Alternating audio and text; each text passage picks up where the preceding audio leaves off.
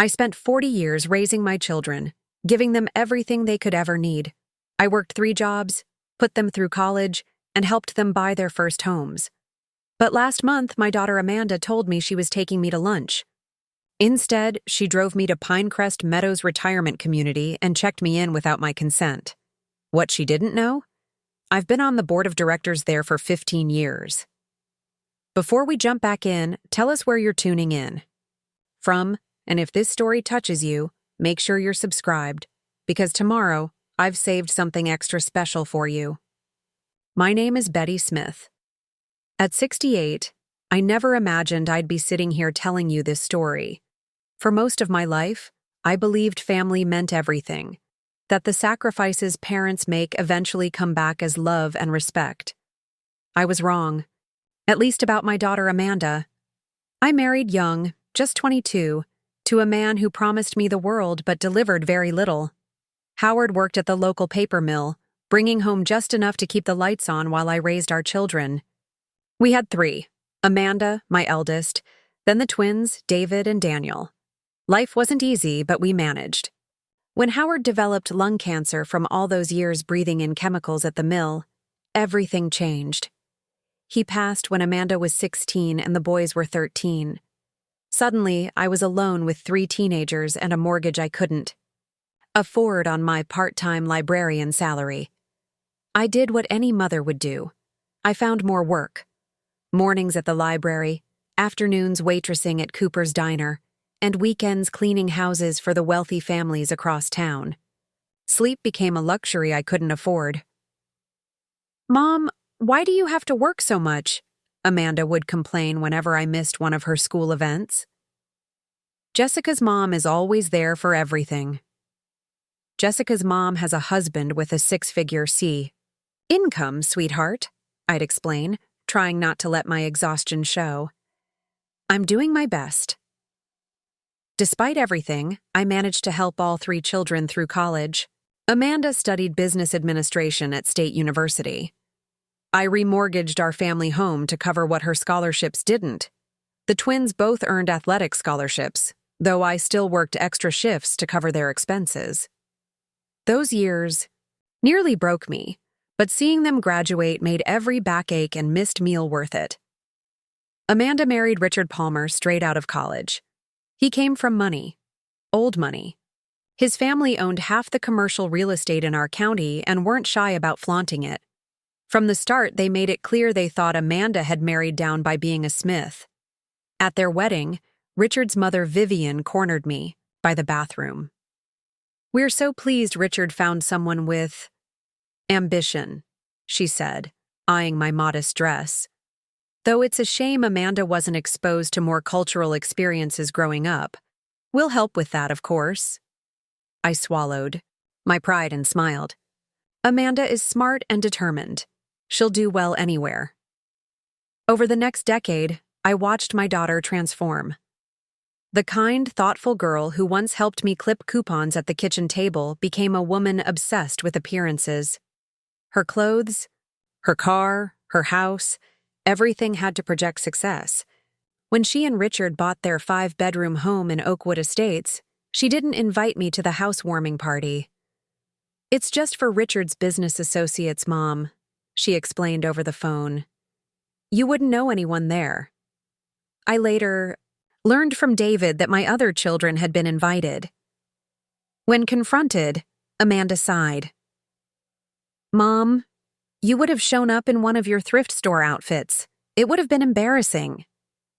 Those words stung, but I buried the pain.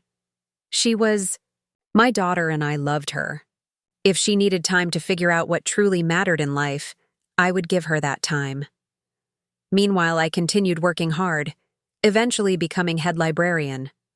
I also joined the board of several community organizations, including Pinecrest Meadows Retirement Community. The position was unpaid, but I enjoyed giving back, especially after witnessing how poorly my own mother had been treated in her final years at a different facility. "Mrs. Smith, your insights have been invaluable." Jerome Washington, the executive director, told me after I'd proposed several improvements to the resident care protocols. would you consider joining our board of directors? We need someone with your compassion and practical thinking. I accepted, though I kept it quiet from my children. They already thought I was overextending myself, and Amanda in particular would make comments about me slowing down whenever I mentioned my community work. At 65, I finally retired from the library, but kept my position on several boards. I had saved enough for a modest retirement and even had a small inheritance from my Aunt Mildred that I'd invested wisely over the years. Nothing that would impress Amanda's in-laws, certainly, but enough that I was comfortable and independent.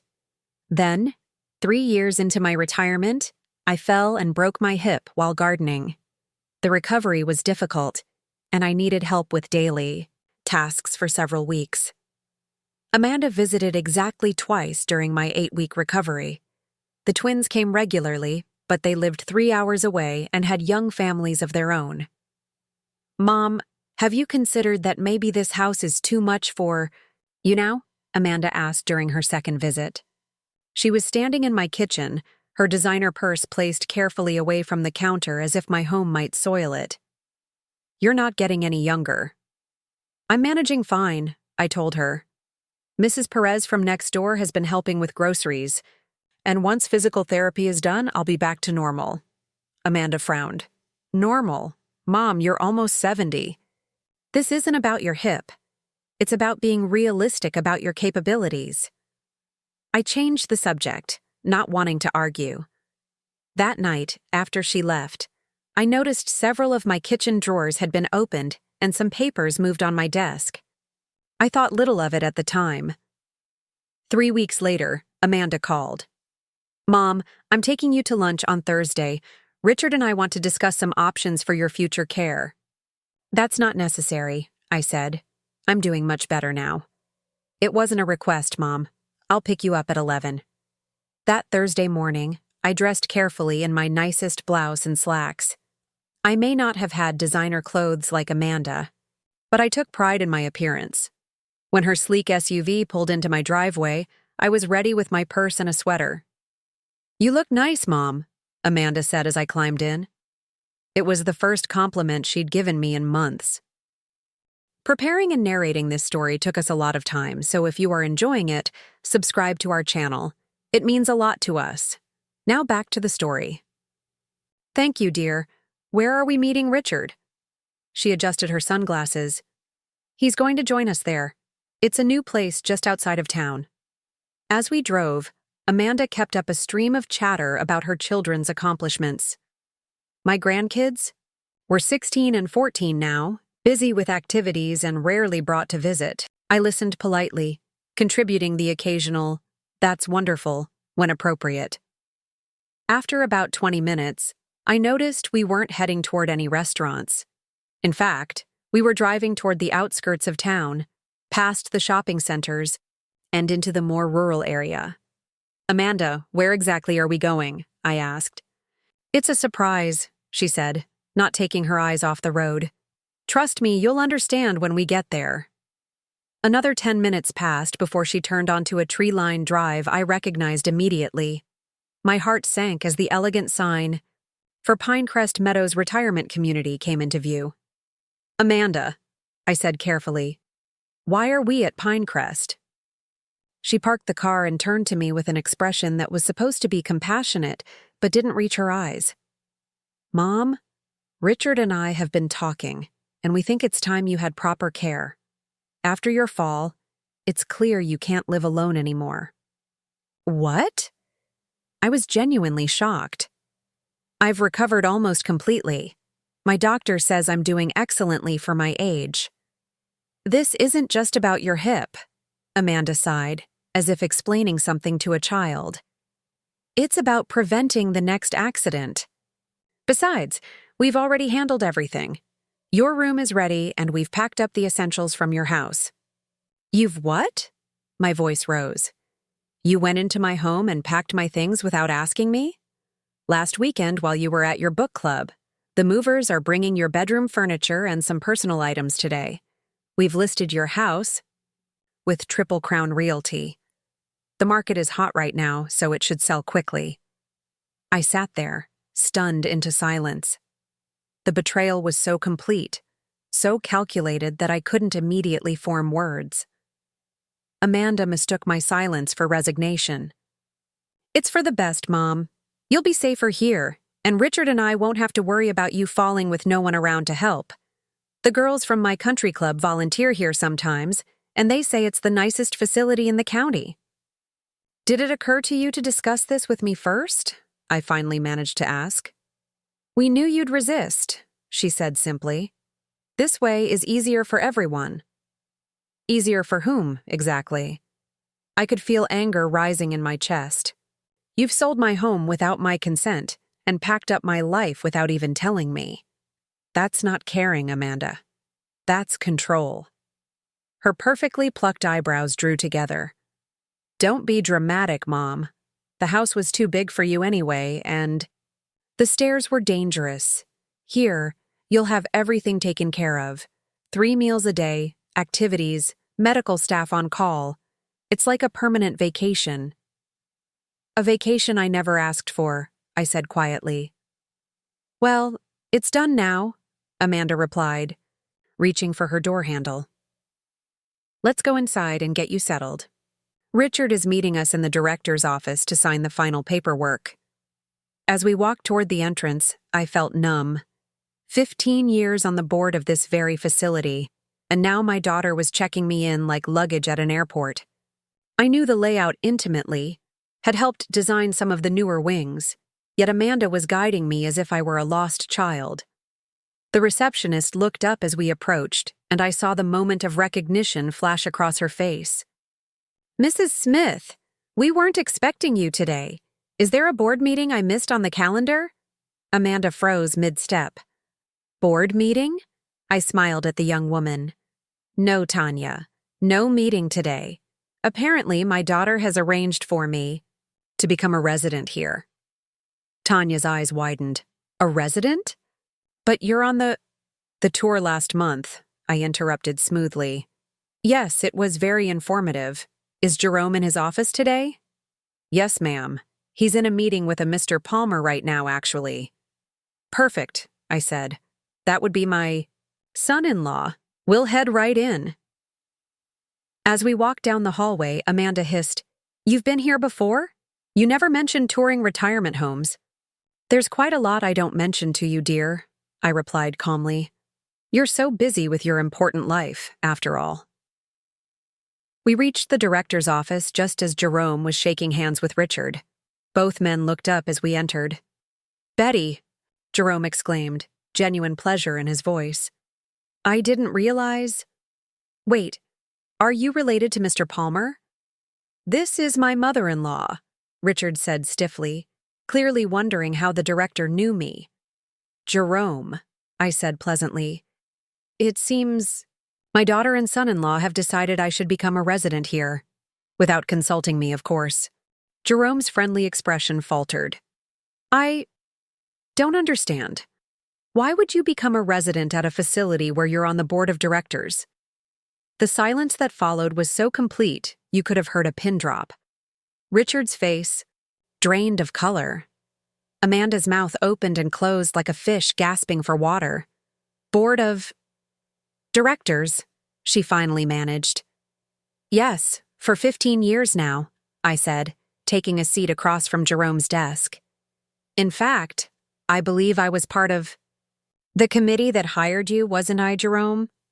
He nodded, looking increasingly uncomfortable. "You were the chair of that committee, actually. Mrs. Smith has been instrumental in shaping our resident care policies," he explained to my dumbfounded daughter and son-in-law. But we've already sold her house," Richard sputtered. "The paperwork." "Actually," I interrupted, "you haven't sold anything. The house is in a living trust I established 10 years ago. You can't sell it without my signature on multiple documents, which I certainly haven't provided." Amanda's face had turned an interesting shade of red. "Mom, why didn't you tell us you were on some board? We've been worried sick about you living alone." "Have you?" I asked mildly. Is that why you've visited me exactly twice in the 3 months since my fall? Is that why you've never once asked about my financial situation or my retirement plans before deciding to sell my home and institutionalize me? Jerome cleared his throat. Perhaps I should give you all some privacy. No need, Jerome, I said.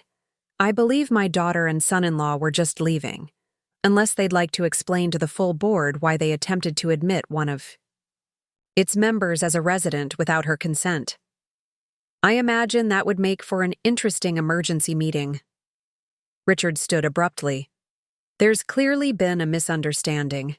Amanda, we should go.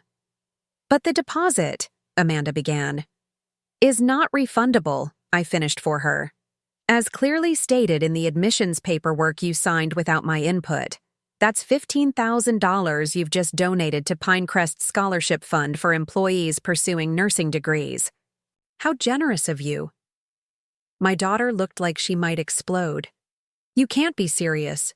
Mom, this is ridiculous. We were trying to help you. No, I said firmly, looking her directly in the eyes. You were trying to solve what you saw as the problem of your aging mother in the way most convenient for you. You didn't ask what I wanted or needed. You didn't respect me enough to include me in decisions about my own life. I turned to Jerome. Since I'm here, perhaps we could review the quarterly budget reports. I noticed some discrepancies in the maintenance allocations that I wanted to discuss. Jerome, bless him, caught on immediately. Of course, Betty. I have those files right. Here. As he pulled out a folder, I glanced back at Amanda and Richard. You can see yourselves out. And Amanda? Don't bother coming to my house again unless you're prepared to apologize. The security system I had installed last month will alert me if anyone enters without my code. Richard practically dragged Amanda from the room. Through the partially open door, I could hear her furious whispers. How are we supposed to know? She never tells us anything important. After they left, Jerome put down the folder and looked at me with concern. Betty, are you all right? That was intense. I'm fine, I said, though my hands were shaking slightly. Just disappointed. And angry, if I'm being honest. Understandably so, he replied. What will you do now? I took a deep breath. First, I'm going to make sure my house is secure and that they haven't removed anything. Then, I'm going to call my lawyer and ensure all my affairs are properly protected. And finally, I'm going to continue living my life on my terms. Jerome nodded. For what it's worth, I think you handled that with remarkable grace. Years of practice, I said with a small smile. Now, about those budget discrepancies. When I returned home that afternoon, Jerome kindly drove me. I found my front door unlocked and several boxes stacked in the hallway. A quick inventory confirmed they contained mostly clothes and some personal items, photos, books, a few keepsakes. Nothing irreplaceable had been removed yet. I called a locksmith immediately and had all the locks changed. Then I contacted my attorney, explained the situation, and asked him to send a formal cease and desist letter to Amanda and Richard regarding any attempts to sell my property or remove my belongings. That evening, as I sat on my back porch watching the sunset with a glass of wine, my phone rang continuously. Amanda, then Richard, then Amanda again. I let each call go to voicemail. Eventually, a text came through. Mom, you embarrassed us in front of the director. We were trying to do what's best for you. Call me back so we can discuss this like adults. I didn't respond. Instead, I called my sons and explained what had happened. Their outrage on my behalf was both validating and heartwarming. Do you want me to come stay with you for a few days, Mom? David offered. I can work remotely. That's not necessary, honey, but thank you, I assured him. I'm perfectly capable of taking care of myself, despite what your sister believes. The next morning, Amanda appeared on my doorstep, her expensive car parked prominently in my driveway. When she rang the bell, I watched her through the security camera I'd had installed after my fall, another detail I hadn't shared with her. Mom, I know you're in there, she called out. We need to talk about yesterday. I opened the door but didn't invite her in. Yes? She seemed taken aback by my coolness. Can I come in? I prefer not to have people in my home who might be cataloging my possessions for removal, I said evenly. Amanda flushed. That's not fair. We were trying to help. By selling my house without my knowledge? By packing up my belongings while I was out? By driving me to a retirement home under false pretenses? I raised an eyebrow. Interesting definition of help you have there. You didn't tell us you were on some board.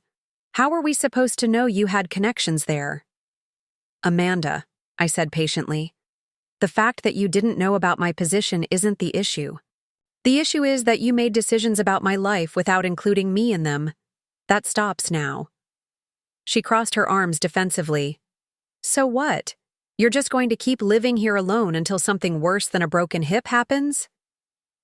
What I'm going to do is live my life as I see fit. I'm not infirm, senile, or incapable. I'm a 68-year-old woman with a full life, multiple commitments, and the financial stability to support myself. Her eyes narrowed. Financial stability? On a librarian's pension? I sighed. Some things never changed. Amanda, not that it's any of your business, but I have investments, savings, and yes, even a modest inheritance from Aunt Mildred that I've managed carefully for years.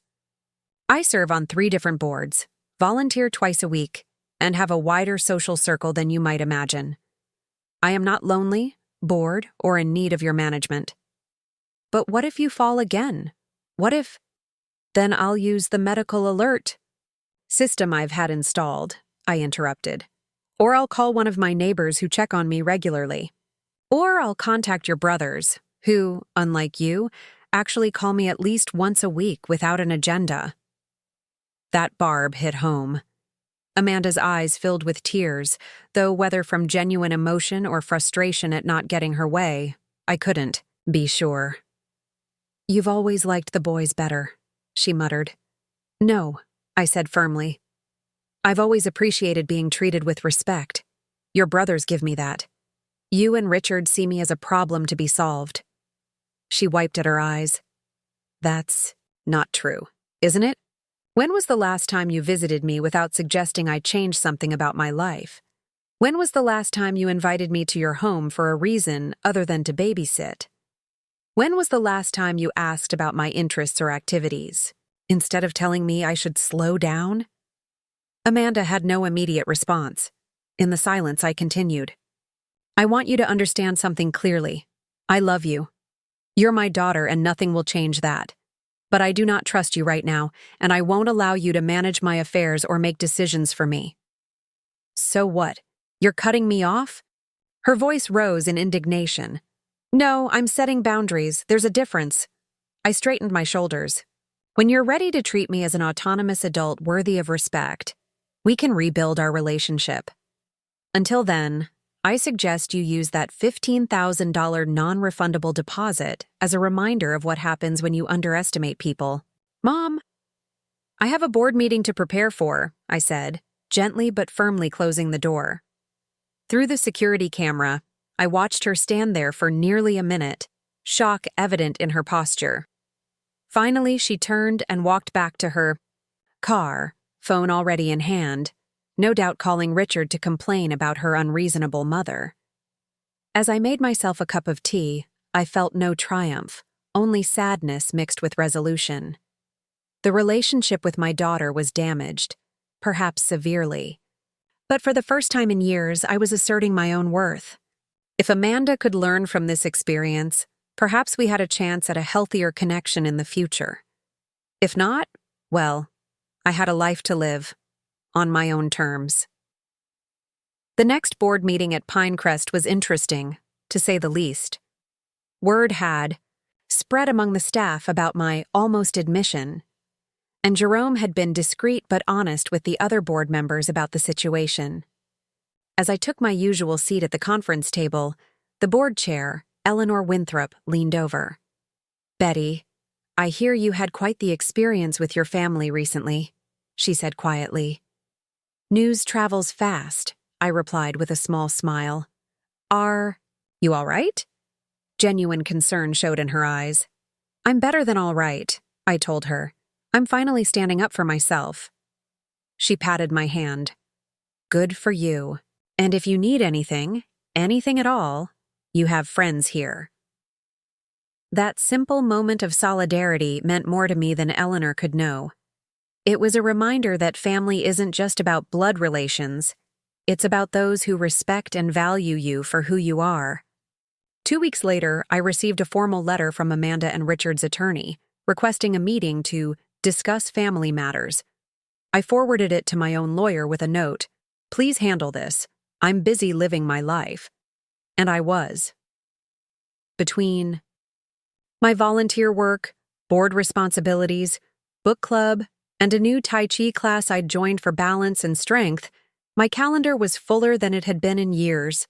My sons visited when they could, bringing my grandchildren who, far from being embarrassed by their ordinary grandmother, seemed to enjoy my stories and the cookies we baked together. One afternoon, while I was planting new flowers in my garden, a car pulled into my driveway. It was Amanda, alone this time. She sat in her vehicle for several minutes before finally emerging and approaching cautiously. "Mom," she called from the sidewalk. "Can we talk?" I set down my trowel and removed my gardening gloves. "That depends. Are you here as my daughter or as someone trying to manage my decline?" She winced. "I deserve that." "Yes," I agreed. "You do." Amanda took a deep breath. "The boys told me what you said to them about how I've been treating you, and Richard's mother, of all people, read me the riot act about respecting elders when she heard what we tried to do. I couldn't help but laugh at that. Vivian Palmer defending me? Now there's an unexpected alliance." A ghost of a smile crossed Amanda's face. She said, and I quote, "Just because someone doesn't have our money doesn't mean they don't have their dignity." Coming from her, that was practically a philosophical revelation. "Wonders never cease," I remarked. "Mom," Amanda said, her voice softening. "I was wrong. We were wrong. I got so caught up in what I thought was best that I didn't consider what you actually wanted or needed. I'm sorry." I studied her face, looking for signs of the calculating woman who had tried to institutionalize me without my consent. Instead, I saw something I hadn't seen in years: my daughter, vulnerable and genuine. "That's a start," I said finally. "But trust takes time to rebuild, and I need to know that you respect my autonomy."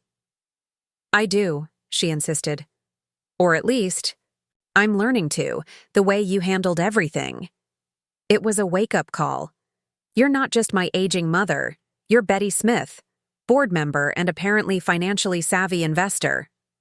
I patted the bench beside me. "Sit down, Amanda. Let me tell you about the mother you never bothered to know." And so I did. I told her about the investment club I'd joined 20 years ago, about the small but steady growth of my portfolio.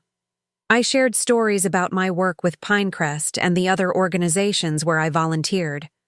I described my weekly routines, my friends, my interests beyond being her mother. For the first time in years, Amanda truly listened. As the afternoon sun cast long shadows across my garden, something shifted between us. Not a complete healing, but the beginning of a new understanding. "I always saw you as just my mom," she admitted. "The woman who worked too much and didn't fit in with Richard's family. I never thought about who you were beyond that." "Most children don't," I said gently. "But at some point, the relationship needs to mature. I'm not just your mother, Amanda. I'm a whole person with my own life." She nodded slowly. "I'm starting to see that." As she prepared to leave, Amanda hesitated. Would you be willing to come to dinner next Sunday? Just family, no pretenses. The kids miss you." "I'd like that," I said. "But Amanda? This is a new beginning. Don't waste it." After she drove away, I returned to my gardening, my hands working the soil as I reflected on the day's conversation. Perhaps there was hope for my relationship with Amanda after all. Not as the deferential mother she'd taken for granted, but as Betty Smith, woman, board member, investor, gardener, friend, and yes, mother too. Life doesn't always give us the family we want, but sometimes, if we're brave enough to stand our ground, we can help shape the family we need. It's never too late to demand respect, to set boundaries, to insist on being seen for who you truly are. At 68, I was finally learning that lesson, and teaching it to my daughter as well. The moment the door closed behind Amanda, I leaned against it and let out a long, shaky breath. My hands trembled as the full weight of what had just happened crashed over me. My own daughter, my firstborn, had tried to strip away my independence without a second thought.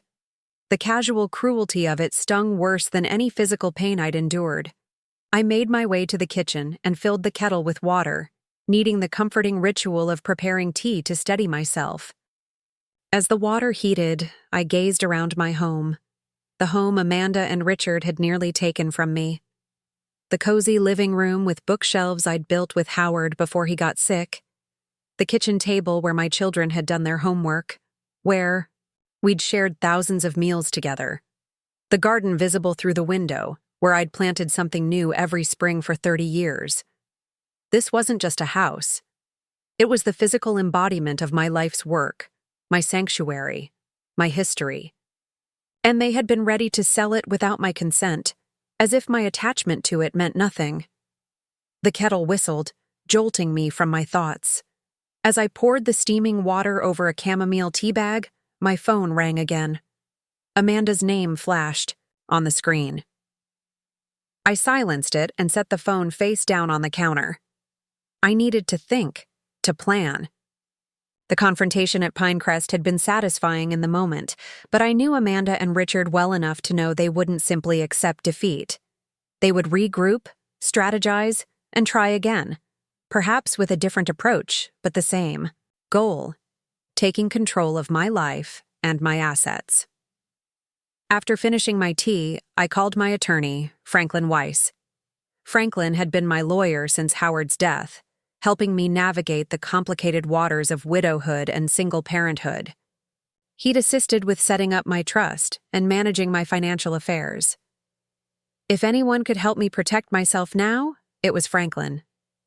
"Betty," he greeted warmly when he came on the line. "How are you? It's been a while since we've spoken." "I'm afraid I need your help, Franklin," I said, then proceeded to detail the day's events, from Amanda's deceptive lunch invitation to the confrontation at Pinecrest. Franklin listened without interruption, though I could hear his pen scratching against paper as he took notes. "That's quite troubling," he said when I finished. "They have no legal right to sell your home or make medical decisions for you, without proper authorization. Have you signed any papers recently? Anything Amanda or Richard might have slipped in among other documents?" "No," I replied confidently. "I'm very careful about what I sign." "Good. And your mental faculties are clearly intact. You're active in the community, serving on boards, making sound financial decisions. There would be no grounds for them to petition for guardianship." "Guardianship?" The word sent a chill down my spine. Could they actually do that? "It would be extremely difficult under these circumstances," Franklin assured me. "But we should take precautions nonetheless. I'd like to update your advance directives and power of attorney designations just to be certain. Are you still comfortable with David as your healthcare proxy?" "Yes," I said without hesitation. Of my 3 children, David had always been the most level-headed and respectful of my wishes. And I'd like to remove Amanda from any decision-making capacity. "Understood. I'll draw up the paperwork and messenger it over for your signature tomorrow. In the meantime, I suggest you document everything. Keep a record of all communications with Amanda and Richard. If they try to enter your home again without permission, call the police." "That seems extreme," I murmured, though the boxes in my hallway were evidence enough of their willingness to overstep boundaries. Better safe than sorry, Betty. People can become surprisingly aggressive when money and property are involved, even family members. Especially family members. After hanging up with Franklin, I did exactly as he suggested. I created a detailed record of the day's events while they were fresh in my mind, including times, locations, and exact wording of conversations.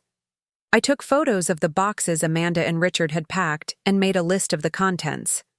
That evening, I received a text from Richard. Betty, what happened today was unfortunate. Amanda was only trying to help. Let's discuss this like reasonable adults. I can have my financial advisor meet with us to review your situation and present options. I forwarded the message to Franklin without responding. Next, I called my sons. David answered on the second ring. Mom, everything okay? You usually don't call this late. I hadn't even noticed the time. Nearly 10 p.m. I'm sorry, honey. I didn't realize how late it was. But no, everything is not okay. I need to tell you what happened today. As I recounted the story, David's initial concern transformed into outrage. They did what? Are you serious? Without even talking to you first? His voice rose with each question. That's elder abuse, Mom. It's illegal. Have you called the police? No, and I don't intend to, I said firmly. I've spoken with Franklin. He's handling the legal aspects, but I wanted you to know what's happening. And, I paused, choosing my words carefully. I'd like to update my healthcare directive. I want you to be my proxy, not Amanda. Of course, Mom. Whatever you need. There was a brief silence before he asked, Do you want me to come stay with you for a few days? I can work remotely. Or you could come here. Mary and the kids would love to see you. His offer warmed my heart. That's not necessary right now, but thank you. I'm perfectly capable of taking care of myself, despite what your sister believes. I know you are, Mom, but you shouldn't have to deal with this alone. After reassuring David that I was truly all right, I called Daniel next and repeated the story. His reaction mirrored his twins, shock followed by protective anger. I always knew Amanda was self-centered, but this is a whole new level, he said, disgust evident in his voice. She's been spending too much time with Richard's family. They've always looked down on us. This isn't about class differences, I corrected gently. It's about respect. Amanda doesn't respect me as an autonomous person. She sees me as a problem to be managed. And she thinks she's the one qualified to manage you. The same woman. Who called last month asking how to get spaghetti sauce stains out of white carpet? Daniel's attempt at humor was appreciated, even if the situation wasn't funny. We talked for a while longer, with Daniel offering similar support to David's. By the time I hung up, I felt fortified by the knowledge that not all my children saw me as a burden or an incompetent old woman. The next morning, I woke early, feeling oddly energized despite the emotional turmoil of the previous day. I dressed in my gardening clothes and headed out to continue the work Amanda's unwelcome visit had interrupted.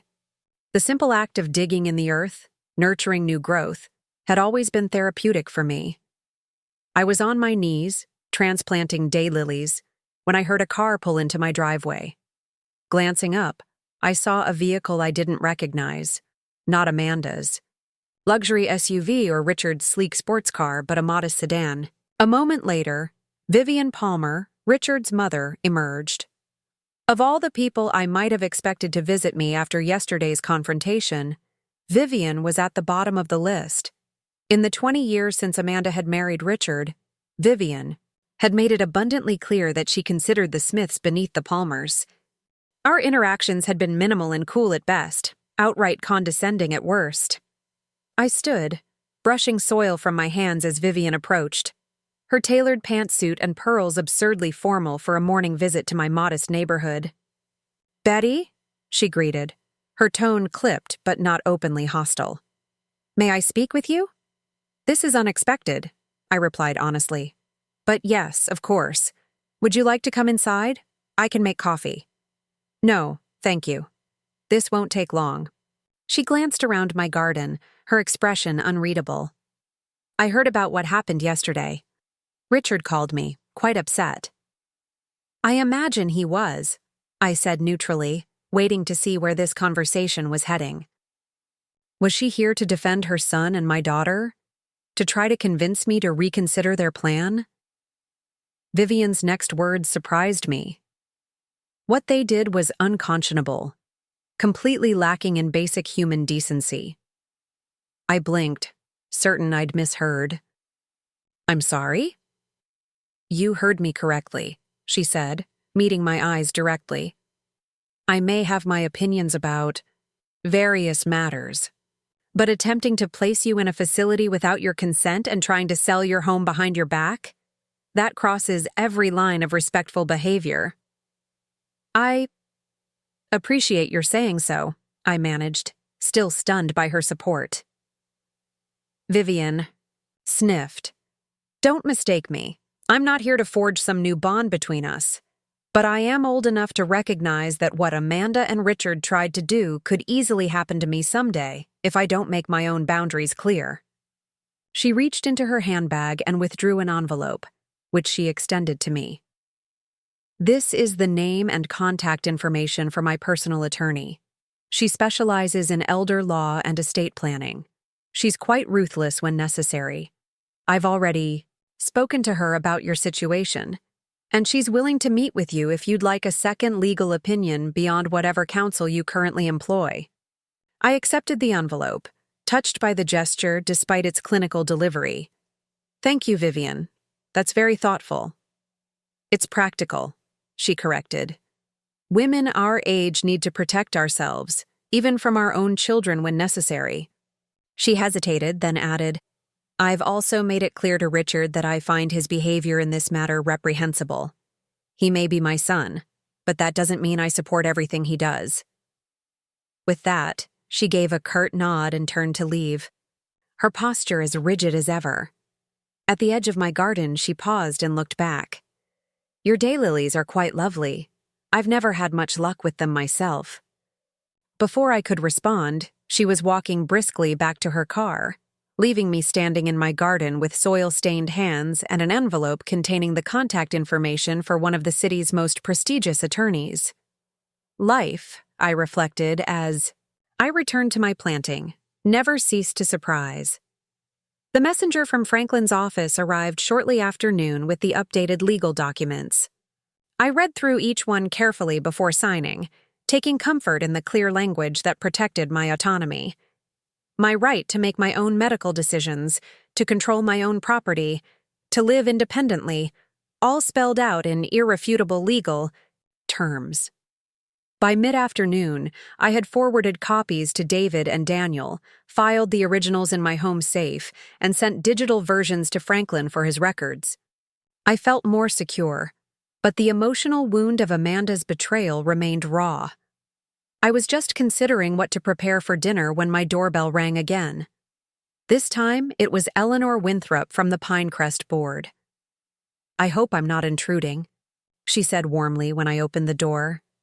I was in the neighborhood and thought I'd check on you after yesterday's incident. Unlike Vivian's surprise visit, Eleanor's was welcome. Though our relationship had been primarily professional, I'd always appreciated her straightforward manner and genuine concern for the residents at Pinecrest. Not at all, I assured her. Please come in. I was just about to make some tea. As we settled in my living room with steaming mugs, Eleanor didn't waste time on pleasantries. Jerome told me the full story. I must say, Betty, I'm appalled at what your daughter and son-in-law attempted to do. So am I admitted. Though perhaps I shouldn't be. Amanda has been pushing me toward downsizing for years. I just never imagined she'd go this far. Eleanor nodded sympathetically. It's unfortunately common. We see it at Pinecrest more often than you might think. Families making decisions for their elderly relatives without proper consultation or consent. She sighed. That's why your work on the Resident Rights Committee has been so valuable. You've always advocated for maintaining dignity and autonomy, even in assisted living situations. We chatted for nearly an hour, with Eleanor providing both emotional support and practical advice based on her experiences as board chair. Before leaving, she extended an unexpected invitation. We're having a special meeting next week to discuss the new East Wing expansion. I know you've been passionate about creating more affordable units for middle-income seniors. Would you consider chairing the planning committee? Your perspective would be invaluable. The request caught me off guard. I'd always been an active board member, but I'd never chaired a major project committee before. Are you sure, Eleanor? That's a significant responsibility. Absolutely certain, she replied without hesitation. If recent events have proven anything, it's that you have a unique understanding of both the practical and emotional aspects of late-life transitions. Besides, she added with a smile, it might be good for you to have a substantial project to focus on right now. She was right, of course. Dwelling on Amanda's betrayal wouldn't help me move forward. Taking on a meaningful project, one that could potentially help others avoid the kind of situation I'd just experienced, seemed like the perfect antidote to my distress.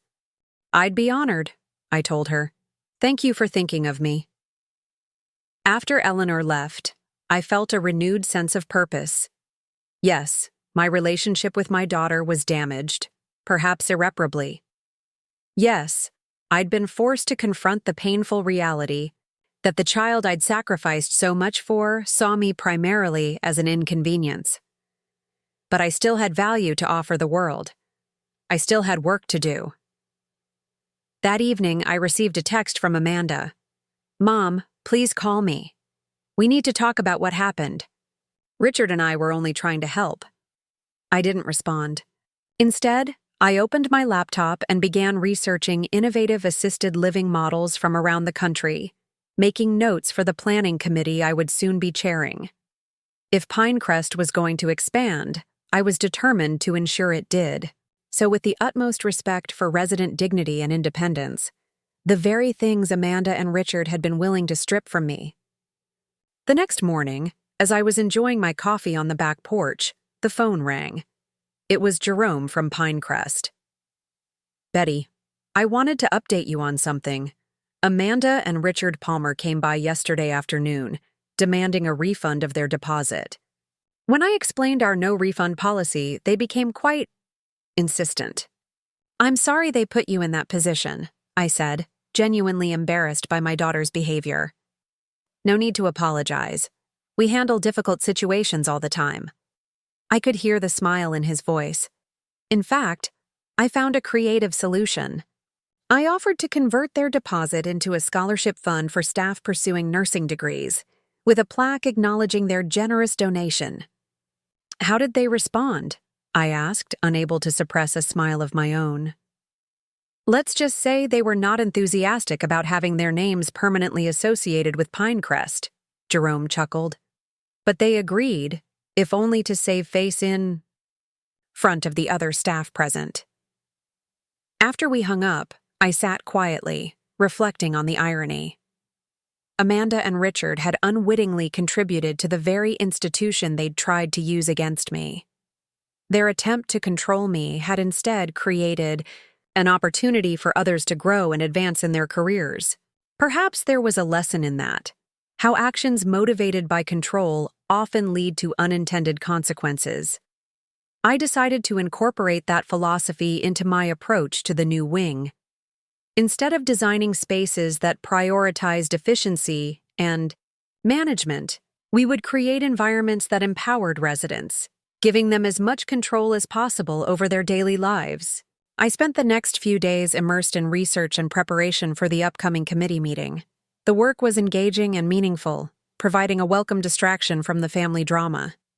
By the time the meeting arrived, I had developed a comprehensive presentation outlining my vision for a new kind of senior living space, one that respected individual autonomy while providing necessary support. The committee members responded enthusiastically. Several of them had parents or grandparents in various living facilities and had witnessed firsthand the challenges of maintaining dignity while accepting help. My proposal for graduated levels of assistance, from independent apartments with subtle accessibility features to more supportive options that could be implemented as needed, resonated strongly. This is exactly what's missing in our current senior living landscape, one committee member remarked. Options that evolve with the person rather than forcing the person to relocate every time their needs change. By the end of the meeting, my proposal had been approved for further development, with a request for more detailed plans and budget projections. As chair, I would be coordinating these next steps, working closely with architects, healthcare professionals, and financial advisors to turn the vision into reality. As I drove home from Pinecrest, feeling energized by the positive response to my ideas, I realized something important had shifted within me. The hurt and anger I'd felt after Amanda's betrayal hadn't disappeared, but they were no longer dominating my emotional landscape. Instead, I felt a renewed sense of purpose and a deeper appreciation for the allies who had emerged in this difficult time. Eleanor, Jerome, my sons, and, most surprisingly, Vivian Palmer. When I pulled into my driveway, I noticed David's car, parked on the street. He was sitting on my front porch steps, a small cooler beside him. "David, what a surprise," I called as I got out of my car. "Is everything all right?" He stood to greet me with a warm hug. "Everything's fine, Mom. I had a meeting with a client in the area and thought I'd stop by. Mary sent dinner." He gestured to the cooler. "Her famous lasagna and some of that crusty garlic bread you like." The thoughtfulness of the gesture brought tears to my eyes. "That's so kind of her, and of you to deliver it." "It's not entirely selfless," he admitted with a grin. "I was hoping you might share it with me." We carried the food inside, and I set about warming it while David told me about his work, his kids' latest activities, and Mary's new position at the university. It was normal, comfortable conversation, exactly what I needed after the tension of recent days. As we sat down to eat, David's expression grew more serious. "How are you doing, Mom? Really?" I considered the question carefully. "I'm better than I expected to be. The situation with Amanda is painful, but it's also clarifying in a way. It's forced me to recognize patterns that have existed for years and take steps to protect myself." "And you're sure you don't want me to talk to her?" he asked, concern evident in his voice. "I'm sure," I said firmly. "This is between Amanda and me. She needs to understand that her behavior was unacceptable and that understanding won't come from you or Daniel intervening. It has to come from her." David nodded, though I could tell he wasn't entirely convinced. "Just know we're here for you, both Daniel and I. Whatever you need." After dinner, as we washed the dishes together, David mentioned casually, "By the way, Mary and I were thinking about taking the kids to the beach house for the 4th of July weekend. We'd love it if you'd join us." The beach house was a modest rental property on the coast that David's family visited every summer. I had joined them occasionally over the years, but had often declined, not wanting to intrude on their family time. "Are you sure?" I asked. "I wouldn't want to impose." David gave me a look that was half exasperation, half affection. "Mom, you could never impose. The kids adore you, and Mary and I enjoy your company. Plus," he added with a smile, "you're the only one who can convince Emily to wear sunscreen without an argument." I laughed, remembering my headstrong 14-year-old granddaughter's resistance to anything she perceived as parental control. Somehow, the same suggestion from Grandma was acceptable where Mom's instructions were not. In that case, I accept. It will be nice to have something to look forward to. After David left, I found myself reflecting on the contrast between my relationships with my different children. With David and Daniel, there was mutual respect, genuine interest in each other's lives, and a comfortable balance of independence and connection. With Amanda, there had always been a tension. My desire to support, without controlling, clashing with her tendency to either distance herself or attempt to manage me. The next day, I had scheduled a meeting with Gabriela Torres, the attorney Vivian had recommended. Despite having Franklin handle my immediate legal needs, I was curious about what additional protections a specialist in elder law might suggest. Gabriela's office was in a historic building downtown, elegantly appointed without being ostentatious. She greeted me with a firm handshake and a direct gaze that inspired immediate confidence. "Mrs. Palmer explained your situation to me in general terms," she said once we were seated in her office. "But I'd like to hear it from you, if you don't mind." I recounted the events with Amanda and Richard, including the steps I'd already taken with Franklin to update my advance directives and power of attorney designations. Gabriela listened attentively, occasionally making notes. When I finished, she nodded approvingly. "You've already taken good first steps, but there are additional protections we might want to consider." She outlined several options, including a more comprehensive trust structure that would make it even more difficult for anyone to access or control my assets without my express consent. She also suggested a geriatric care manager who could serve as an objective third party to assess my needs if questions about my capacity ever arose. "Think of it as insurance," she explained. "You don't expect your house to burn down, but you have homeowner's insurance just in case. Similarly, you don't expect to become incapacitated, but having these structures in place ensures your wishes will be respected if something does happen." Her approach was practical and empowering rather than fear-based, which I appreciated. By the end of our meeting, I had a clearer understanding of my options and a stronger sense of control over my future. As I left Gabriela's office, I felt a profound sense of gratitude for the network of support that had materialized around me in the wake of Amanda's betrayal. Friends, colleagues, professionals, and even unexpected allies like Vivian, all demonstrating that community doesn't have to diminish with age but can actually expand and deepen. Walking to my car, I noticed a small cafe across the street with outdoor seating. On impulse, I decided to treat myself to lunch. As I sat enjoying a sandwich and watching the world go by, I realized I was experiencing something I hadn't felt in quite some time: contentment. Not happiness exactly. The situation with Amanda was still too raw for that, but a quieter, steadier emotion. A sense that despite the challenges, I was exactly where I needed to be, doing exactly what I needed to do. My phone buzzed with a text message. It was Eleanor. "Planning committee meeting confirmed for Tuesday, 10 a.m. The architectural firm is excited about your concepts. This is happening, Betty." I smiled, already mentally refining my ideas for the new wing. The betrayal that had been meant to diminish me had instead propelled me toward a new chapter of contribution and purpose. Whatever happened next with Amanda and Richard, I knew one thing for certain. I would face it on my own terms, with dignity intact and autonomy preserved. The Tuesday morning of the planning committee meeting dawned bright and clear. I dressed, with special care, selecting a cornflower blue blazer that David always said brought out my eyes. Professional but approachable, exactly the impression I wanted to convey as committee chair. As I drove to Pinecrest, I mentally reviewed my presentation points. The architectural firm had sent preliminary sketches based on our initial discussions, and I was eager to share them with the committee. My vision for the new wing incorporated design elements that subtly supported independence while providing necessary safety features: grab bars disguised as decorative molding, wider doorways that accommodated mobility devices without looking institutional, smart home features that could be customized to each resident's needs.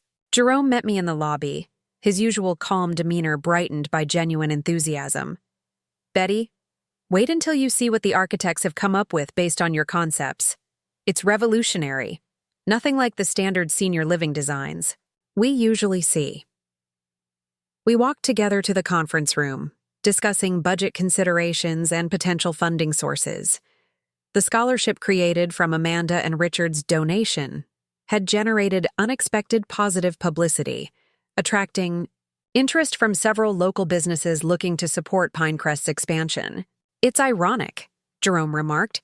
"Your daughter's attempt to place you here against your will has actually accelerated our ability to create a more dignified, autonomous living environment for our residents." I smiled at the poetic justice. Life has a way of reshaping our worst moments into something meaningful, doesn't it? The planning committee meeting exceeded even my optimistic expectations. The architectural renderings were met with unanimous approval, particularly the graduated living concept that allowed residents to remain in the same community as their needs evolved, rather than facing disruptive moves between different levels of care. "This respects the relationships people build," observed Dr. Reeves, our resident geriatrician. "So often we separate people based on care levels without considering the social bonds they've formed. This model preserves those connections." By the end of the meeting, we had established timelines for the project phases and assigned specific responsibilities to committee members. As chair, I would be coordinating these efforts, working directly with the architectural firm and overseeing the integration of design and programming elements. As the meeting concluded and committee members gathered their materials, Eleanor approached me with an unexpected proposal. "Betty, the local news station has requested an interview about our expansion project. They're particularly interested in the affordable housing component. Would you be willing to speak with them as committee chair?" The request caught me off guard. I'd never been comfortable in the spotlight, preferring to work behind the scenes. But I also recognized the opportunity to highlight an issue that mattered deeply to me. "Are you sure I'm the right person?" I asked. "You're the board chair. Wouldn't it make more sense for you to do it?" Eleanor shook her head. "This project is your vision, Betty. You speak about it with a passion and clarity that resonates with people. Besides," she added with a knowing smile, "your personal experience gives you unique credibility on issues of senior autonomy and dignity." Put that way, I could hardly refuse. "All right," I agreed. "When would they like to do this interview?" "Tomorrow afternoon, if that works for your schedule. They want to film here at Pinecrest, showing some of our current facilities and discussing the plans for expansion." I nodded, already mentally rearranging my plans for the next day. "I'll be here, and I'll make sure to review all our talking points before then." As I drove home, I felt a mix of nervousness and determination. The interview would make the project more visible, and by extension, make me more visible. Amanda would almost certainly see it, possibly triggering another confrontation. But I refused to let that possibility deter me from advocating for something I believed in deeply. When I arrived home, I found a package on my front porch, a large, flat parcel wrapped in brown paper. Curious, I carried it inside and opened it to find a framed architectural rendering of Pinecrest's proposed new wing, with a note from Jerome. "Thought you might like to have the first official image of your vision taking shape. With gratitude for your leadership, Jerome." The gesture touched me deeply. I placed the framed rendering on my living room wall, where I could see it daily, a tangible reminder that even in the midst of personal difficulties, I was contributing to something meaningful that would outlast whatever tensions existed with Amanda. That evening, I received a call from Vivian Palmer. Her tone was characteristically brisk, but there was an undercurrent of warmth that still surprised me. "Betty, I wanted to let you know that I spoke with Gabriela Torres. She mentioned your meeting went well." "Yes, very well," I confirmed. "She had some excellent suggestions for additional legal protections. Thank you for recommending her." "Good." Vivian paused before continuing. "I also wanted to inform you that Amanda and Richard came to dinner last night. They mentioned they were considering taking legal action to have you declared incompetent." My hand tightened around the phone. "On what grounds? I'm clearly capable of managing my own affairs." "Obviously," Vivian said dryly, "which is exactly what I told them. I made it abundantly clear that if they pursued such a baseless claim, they would do so without my support, financial or otherwise. The implication was clear. Vivian wielded significant influence over her son, and by extension, over Amanda. Her opposition to their plans would likely force them to reconsider. "I appreciate your intervention," I said carefully, still somewhat bemused by the alliance that had formed between us. "It wasn't entirely selfless," Vivian replied. "As I said before, I have no interest in seeing a precedent established that adult children can arbitrarily seize control from their parents based on age alone. Besides," she added with unexpected candor, "I've come to respect your resilience. Betty, you've handled this situation with more grace than most would manage." Coming from Vivian Palmer, this constituted high praise indeed. After we hung up, I sat thinking about the strange twists life sometimes takes. How an adversary can become an ally when circumstances align in unexpected ways. The next morning, I prepared carefully for the interview, selecting a professional outfit and reviewing key points about the expansion project. I wanted to be articulate and persuasive, focusing on the benefits to the community rather than my personal situation. When I arrived at Pinecrest, the news crew was already setting up in the garden courtyard, a cameraman adjusting his equipment while a young woman with a microphone reviewed her notes. Jerome introduced me to Jessica Chen, the reporter who would be conducting the interview. "Mrs. Smith, it's a pleasure to meet you," she said, extending her hand. "I've heard wonderful things about the work you're doing here at Pinecrest." "Thank you, but it's very much a team effort," I responded, gesturing toward Jerome and Eleanor, who had just joined us. Jessica smiled. "Of course, but from what I understand, you're the driving force behind the innovative approach in the new wing. I'd love to hear more about that." The interview began with general questions about Pinecrest's history and mission, gradually focusing on the expansion project and its unique features. I explained the graduated living concept, the affordable housing component, and the emphasis on resident autonomy and dignity. "What inspired this particular vision?" Jessica asked. "It seems quite different from traditional senior living models." I took a deep breath, considering how much of my personal experience to share. Throughout my 15 years on the Pinecrest board, I've observed that the most successful transitions to assisted living occur when individuals maintain a sense of control over their environment and daily decisions. Too often, our society equates aging with incompetence, making decisions for older adults rather than with them. Jessica nodded encouragingly. "And this approach seeks to change that paradigm?"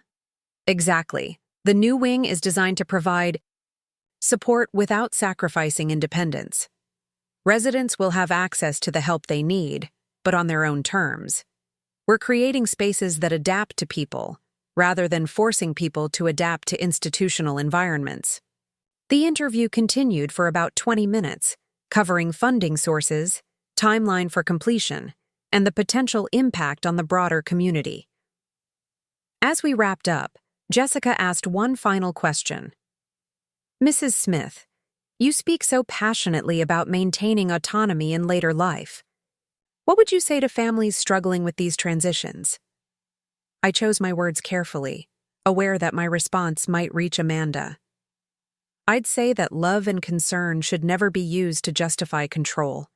Supporting an aging parent means respecting their wishes, even when those wishes differ from what you might choose for them. It means offering help without imposing it. And most importantly, it means recognizing that aging doesn't diminish a person's right to self-determination." After the camera stopped rolling, Jessica thanked me warmly. "That was excellent, Mrs. Smith. Your insights will be valuable to many families navigating these complex situations." Jerome watched the news crew pack up their equipment, then turned to me with an approving smile. "Well done, Betty. You were articulate, passionate, and persuasive. Exactly what this project needs." "When will the segment air?" I asked, suddenly, nervous about the public exposure. "Tomorrow evening on the 6 o'clock news," Jessica called over her shoulder as she departed. We'll also post it on our website and social media channels. I nodded, feeling a mix of pride and apprehension. The interview had gone well, but I couldn't help wondering how Amanda would react when she saw it. I didn't have to wait long to find out. The following evening, just after the news segment aired, my doorbell rang. I checked the security camera and saw Amanda standing on my porch, arms crossed tightly over her chest. Her posture radiated tension. Taking a deep breath, I opened the door. "Hello, Amanda. I just saw you on the news," she said without preamble, her voice tight. "You did this on purpose, didn't you? To embarrass us publicly?" I stepped back, gesturing for her to come inside. No need to give the neighbors a show. "The interview was about Pinecrest's expansion project, Amanda. It had nothing to do with you or Richard." She entered the living room, her gaze immediately fixing on the framed architectural rendering on my wall. "Right. Nothing to do with us. That's why you made that pointed comment about love and concern should never be used to justify control. You might as well have named us directly." "That was a general principle I believe in, not a specific reference to our situation," I replied calmly. "Though if it resonated with you, perhaps there's a reason for that." Amanda's face flushed. "So now you're some kind of elder rights advocate? All because we tried to make sure you were safe after your fall." "Is that really what you were trying to do?" I asked quietly. "Ensure my safety? By making decisions about my home and my care without consulting me? By trying to sell my house behind my back?" "We were worried about you," she insisted. "One fall could have been much worse if no one had found you in time. Then the appropriate response would have been to discuss your concerns with me, to ask what support I might need, to respect me enough to include me in decisions about my own life." I kept my voice gentle but firm. "Instead, you decided I was incapable of determining what was best for myself." Amanda paced the living room, agitation evident in every movement. "And now grandmother is taking your side. She's threatened to cut Richard off if we pursue guardianship. Do you have any idea how that makes us look to his family?" Ah, there it was. The real source of her distress. Not concern for my welfare, but concern for appearances and social standing. "Vivian made her own judgment about the situation," I said. "I didn't ask for her intervention." "But you're happy to accept it," Amanda retorted. "Just like you're happy to go on television, presenting yourself as this wise, independent woman while making us look like villains. Is that how you see yourself? As a villain?" I asked, genuinely curious about her self-perception. "Because that's not how I see you, Amanda. I see you as my daughter, whom I love despite our differences. I see someone who made a serious error in judgment but still has the opportunity to recognize that mistake and make amends." She stopped pacing and turned to face me, her expression a complex mixture of frustration, embarrassment, and something that might have been regret. "And how exactly am I supposed to make amends? You've changed your legal paperwork to cut me out. You're barely speaking to me. You've aligned all these people against me. David, Daniel, even Richard's own mother." "I haven't aligned anyone against you," I corrected gently. "I've simply shared the truth of what happened. How others respond to that truth is beyond my control." "So, what do you want from me?" she demanded. "An apology? Fine. I'm sorry we didn't discuss the retirement home with you first, but we were genuinely concerned." "Stop," I interrupted. "An apology that immediately justifies the behavior isn't really an apology at all. It's a defense." Amanda fell silent, her lips pressed into a thin line. "What I want," I continued after a moment, "is acknowledgement. Not just that you made a tactical error in not consulting me, but that you fundamentally disrespected my autonomy. That you saw me as a problem to be managed rather than a person to be engaged with. That's the core issue here, Amanda. Not the retirement home itself, but the mindset behind the decision. She sank onto the sofa, suddenly looking exhausted. I don't know how to fix this, she admitted. I don't know how to get back to where we were. I'm not sure we can, I said honestly. Or that we should. The relationship we had wasn't really based on mutual respect. Maybe what we need is to build something new. Something healthier for both of us. And what would that look like? She asked, a note of genuine curiosity breaking through her defensiveness. It would start with you seeing me as I am, not just as your mother or an aging woman, but as Betty Smith, a person with work that matters to me, with friends and interests and goals. It would involve genuine interest in my life and respect for my choices, even when they differ from what you might prefer. Amanda was quiet for a long moment, her gaze fixed on her hands. I saw you on that news segment, she said finally. You looked different, confident, like someone with purpose. It made me realize I don't actually know much about your life outside of being my mother. It was a small acknowledgement, but significant coming from Amanda. Would you like to know more? I offered. She nodded slowly. Maybe. Yes.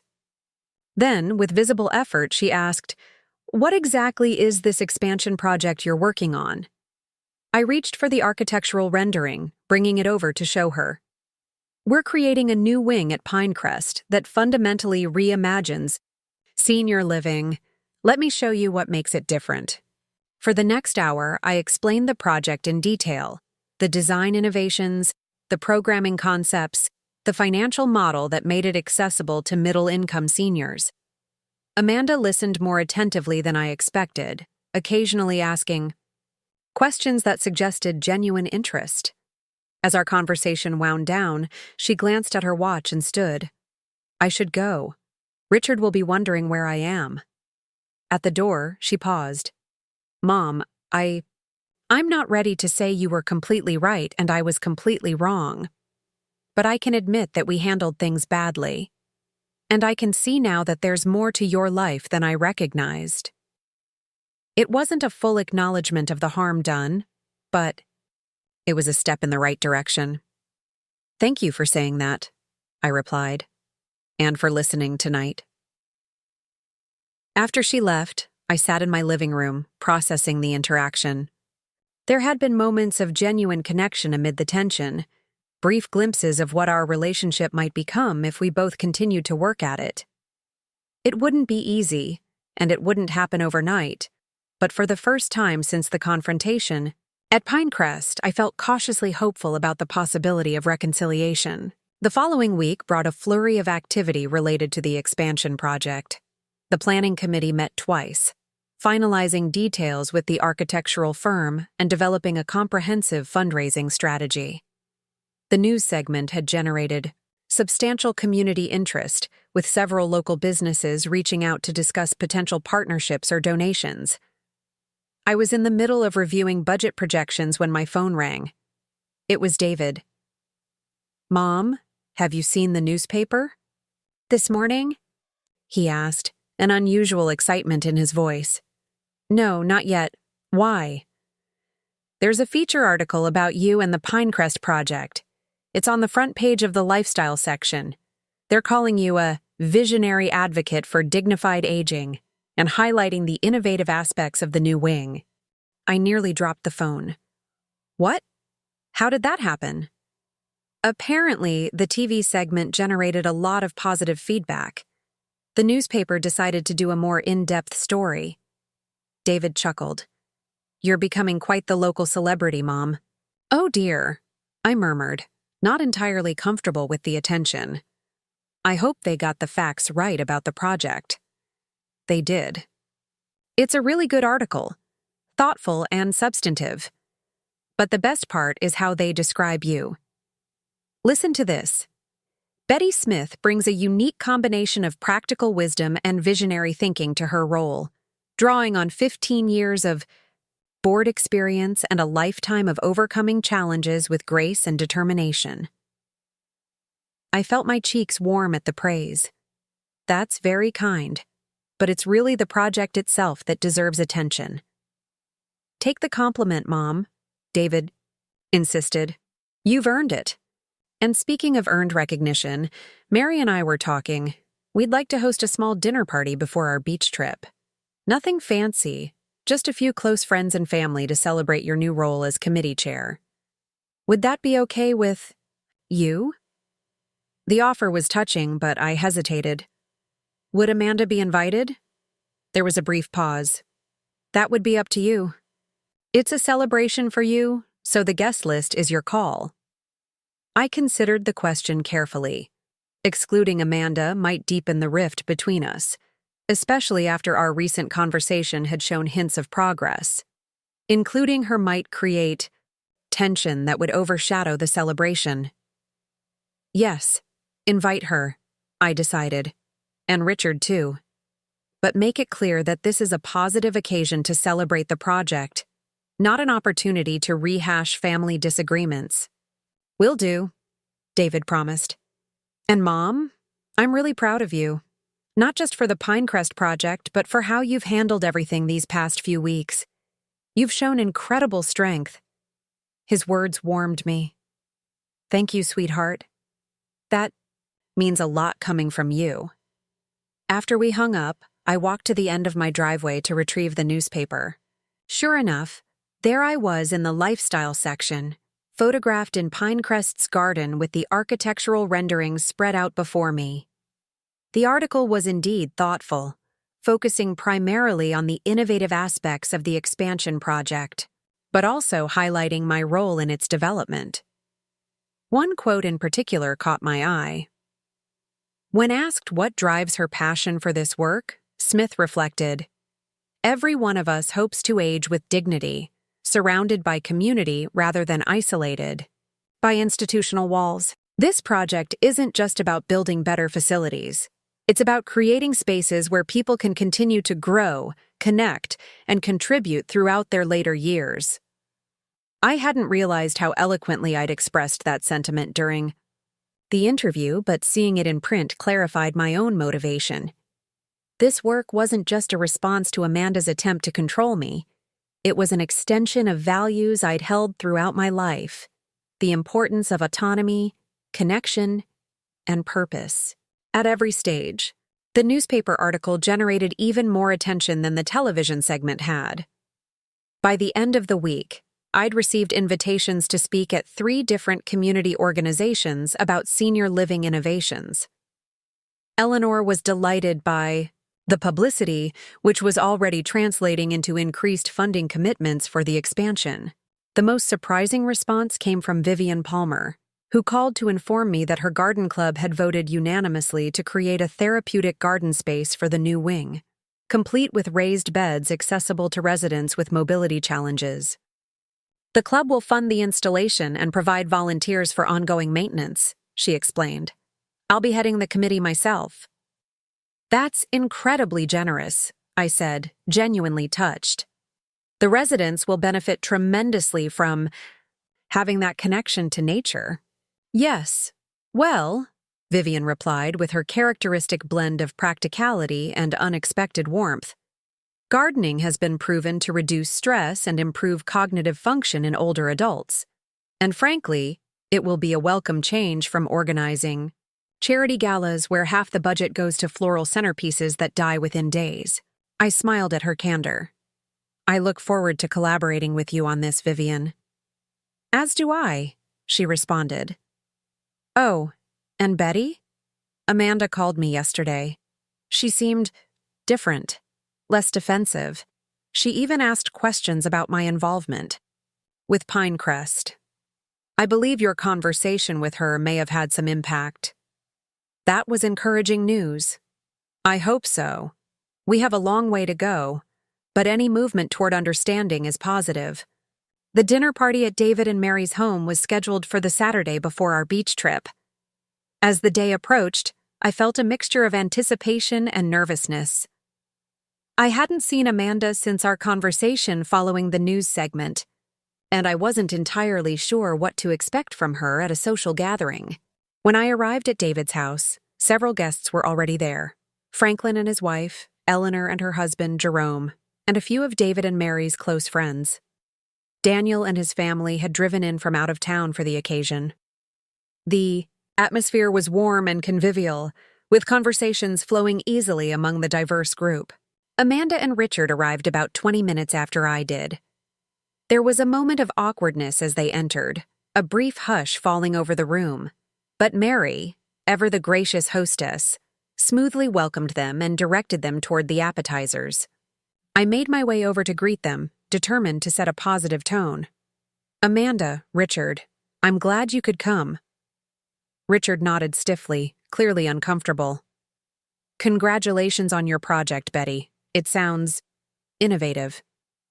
"Thank you," I replied, choosing to take the comment at face value rather than looking for hidden criticism. "We're quite excited about its potential impact." Amanda's gaze moved around the room, taking in the various guests. "I didn't realize you knew so many people, Mom, or that they knew you." The observation could have been interpreted as a backhanded comment, but her tone held genuine surprise rather than sarcasm. "These are people I've worked with over the years," I explained. "Friends, colleagues, community members who share common interests." "I see." Amanda hesitated, then added, "I saw the newspaper article. It was impressive. Your quote about aging with dignity really made me think." Before I could respond, Mary announced that dinner was ready, and we all moved toward the dining room. I found myself seated between Daniel and Franklin, with Amanda and Richard across the table from us. The conversation during dinner remained mostly focused on the Pinecrest project, with various guests asking thoughtful questions about different aspects of the expansion. Even Richard contributed occasionally, his background in finance giving him insight into some of the funding mechanisms we were exploring. As dessert was being served, David raised his glass. "I'd like to propose a toast to my mother, Betty Smith. Mom, your vision for this project exemplifies the qualities we've always admired in you: your compassion, your practical wisdom, and your unwavering belief that people deserve to be treated with dignity at every stage of life. We're so proud of you and excited to see your ideas taking shape at Pinecrest." "Hear, hear," echoed around the table as glasses were raised. I felt my cheeks flush with a mixture of embarrassment and pleasure. Thank you all, but truly, this project is a collaborative effort. Every person in this room has contributed in some way, through professional expertise, personal support, or simply believing in the vision when it was still just an idea. As the evening wound down and guests began to depart, Amanda approached me in a quiet moment. "Mom, I've been thinking about what you said, about seeing you as a whole person, not just as my mother. I realize I haven't done that very well." "It's a shift in perspective that takes time," I acknowledged. "For both of us," she nodded. "Richard and I are still planning to visit his sister in California next month, but when we get back, maybe we could have lunch? Just the two of us. I'd like to hear more about your work at Pinecrest." The invitation was tentative but sincere. Small olive branch extended across the chasm that had formed between us. "I'd like that," I replied simply. As I drove home that night, I reflected on the evening, the warm support from friends and family, the professional recognition of my work, and most surprisingly, the subtle shift in Amanda's attitude. None of these developments erased the hurt of her betrayal or magically fixed our damaged relationship. But they did suggest the possibility of growth and healing, of building something new from the painful experience we had shared. The beach trip with David's family the following week provided a welcome respite from the intensity of recent events. The rental house was just steps from the shore, allowing for early morning walks along the water's edge before the day's heat set in. My grandchildren, Emily and Michael, were delighted to have Grandma Betty participating in their vacation, eagerly including me in their beach games and shell-collecting expeditions. On our final evening, as we sat on the deck watching the sunset paint the sky in brilliant oranges and pinks, Emily curled up beside me on the lounge chair. "Grandma, I saw you on TV," she said. "You looked really important, talking about that place for old people." I smiled at her characterization. "Pinecrest isn't just for old people, sweetheart. It's a community where people can continue to learn and grow and contribute, even as they need a bit more support in their daily lives." Emily considered this thoughtfully. "Like how Dad helps you carry your suitcase because it's heavy, but you still decide what to pack in it?" Her simple analogy captured the essence of what I'd been trying to articulate about autonomy and support. "That's exactly right, Em. The help is there when needed, but the choices remain your own." "I think that's good," she declared. "Nobody likes being told what to do all the time, even kids. Especially kids," she amended with a grin. "Especially teenagers," I teased, giving her a gentle nudge. She giggled, then grew serious again.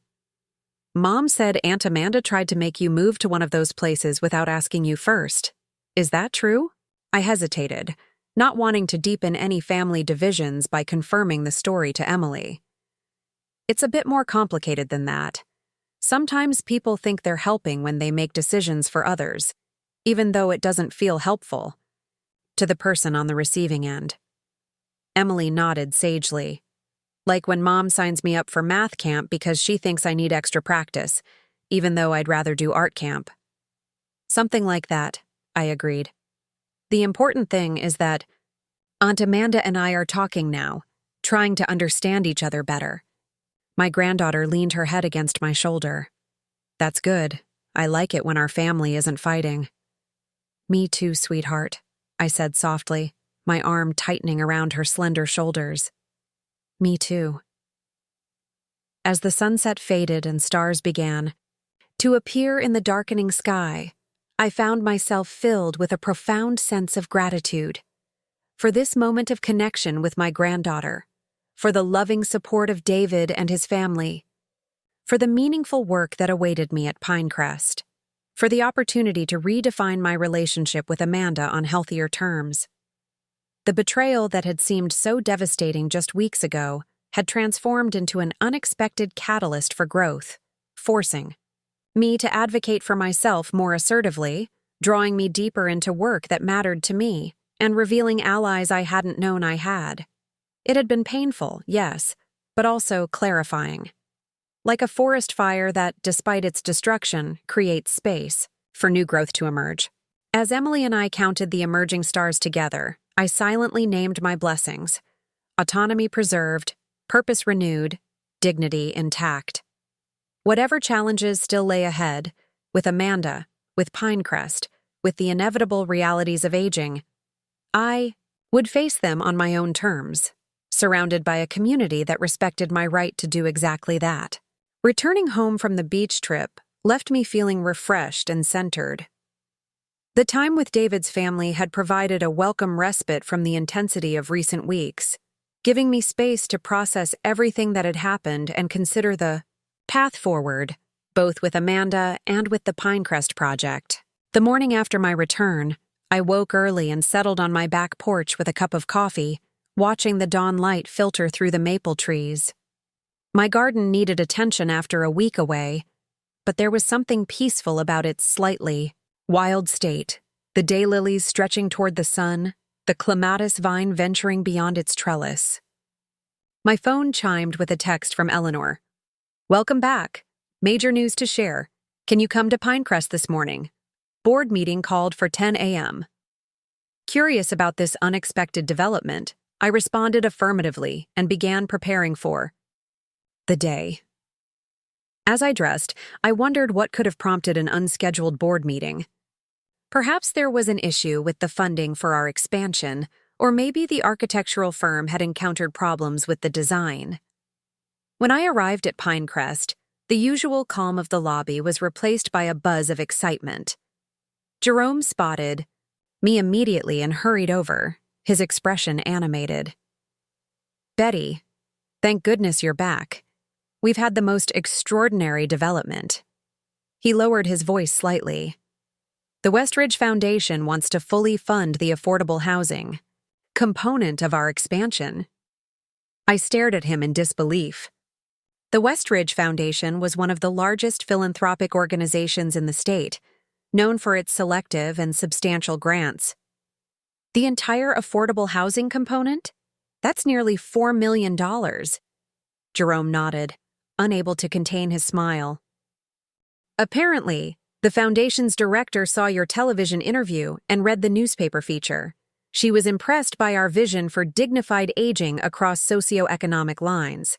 The foundation's board voted unanimously to support the project."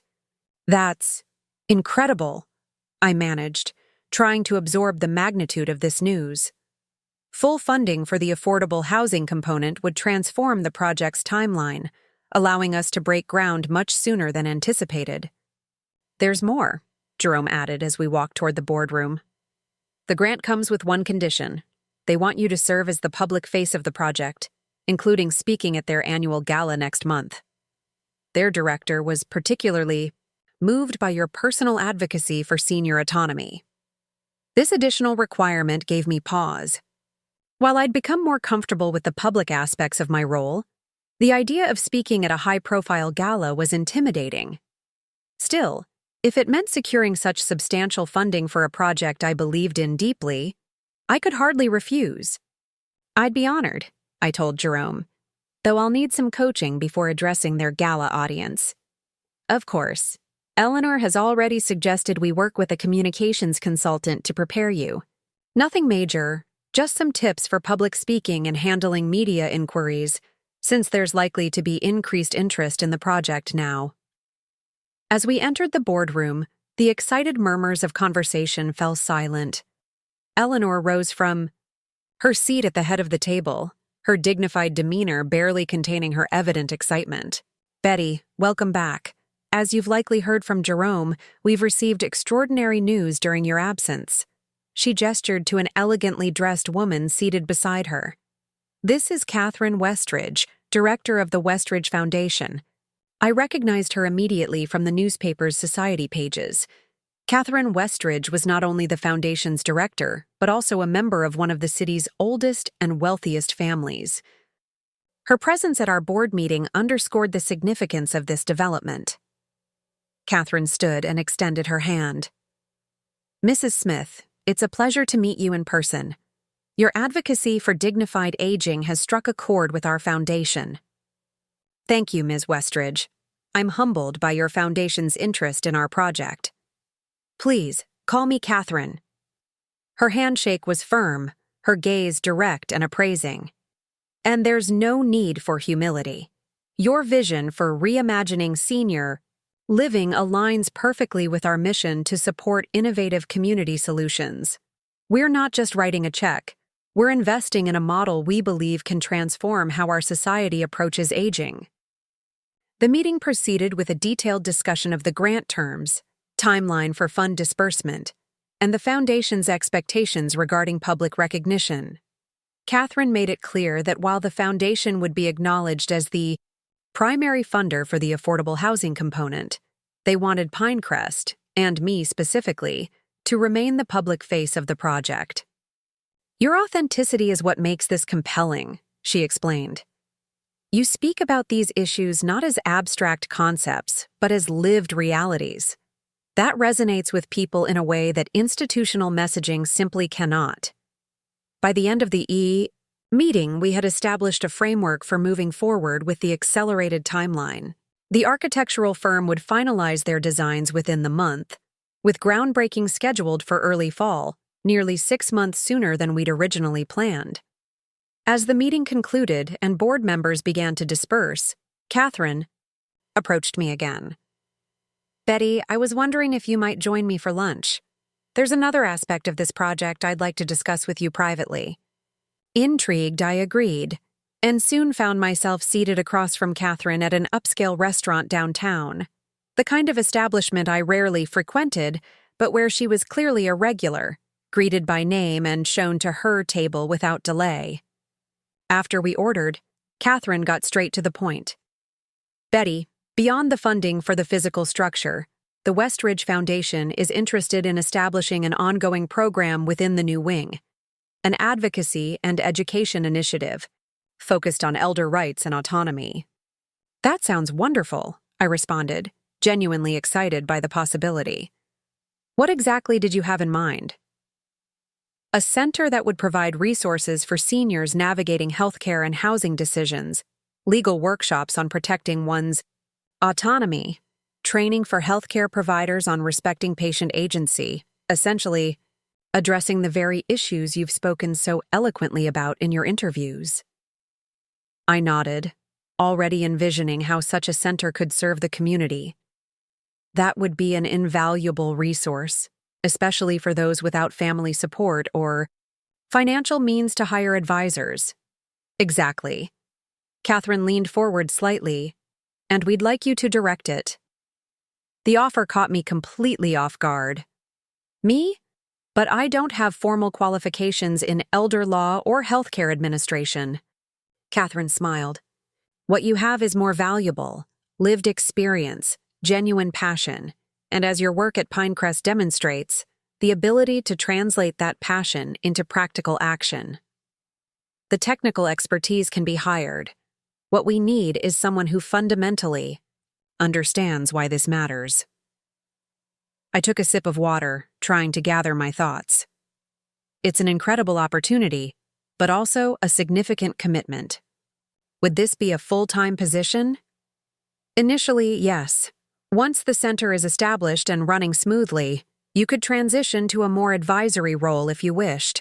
The foundation would provide a competitive salary and benefits, of course. She named a figure that made me nearly choke on my water, considerably more than I'd ever earned as a librarian. I'll need some time to think about this, I said honestly. It's a wonderful opportunity, but it would represent a major life change. Of course, Catherine agreed readily. Take the time you need, but I will say this, you've already demonstrated the impact your voice can have. Imagine what you could accomplish with the full resources of the Westridge Foundation behind you. As we finished our lunch, Catherine mentioned one more thing. By the way, I believe you know my cousin Vivian. Palmer? She speaks quite highly of you, which is unusual. Vivian's approval is not easily earned. The connection surprised me. Yes, I do know Vivian. I wasn't aware you were related. Second cousins. We're not close, but we serve on several of the same charitable boards. When your name came up at the foundation, she was quite emphatic about your integrity and capabilities. Catherine smiled. Coming from Vivian, that's essentially a papal blessing. I laughed, thinking of Vivian's rather austere demeanor. She's been unexpectedly supportive recently. Life has a way of creating allies in unlikely places. Driving home from lunch, my mind whirled with possibilities. The director position Catherine had offered represented not just a job, but a purpose, a way to transform my personal experience into systemic change that could benefit countless others. At 68, when many would be settling into retirement, I was being offered the opportunity to begin an entirely new career. I decided to take the weekend to consider the offer, discussing it with my sons and reflecting on what such a commitment would mean for my life.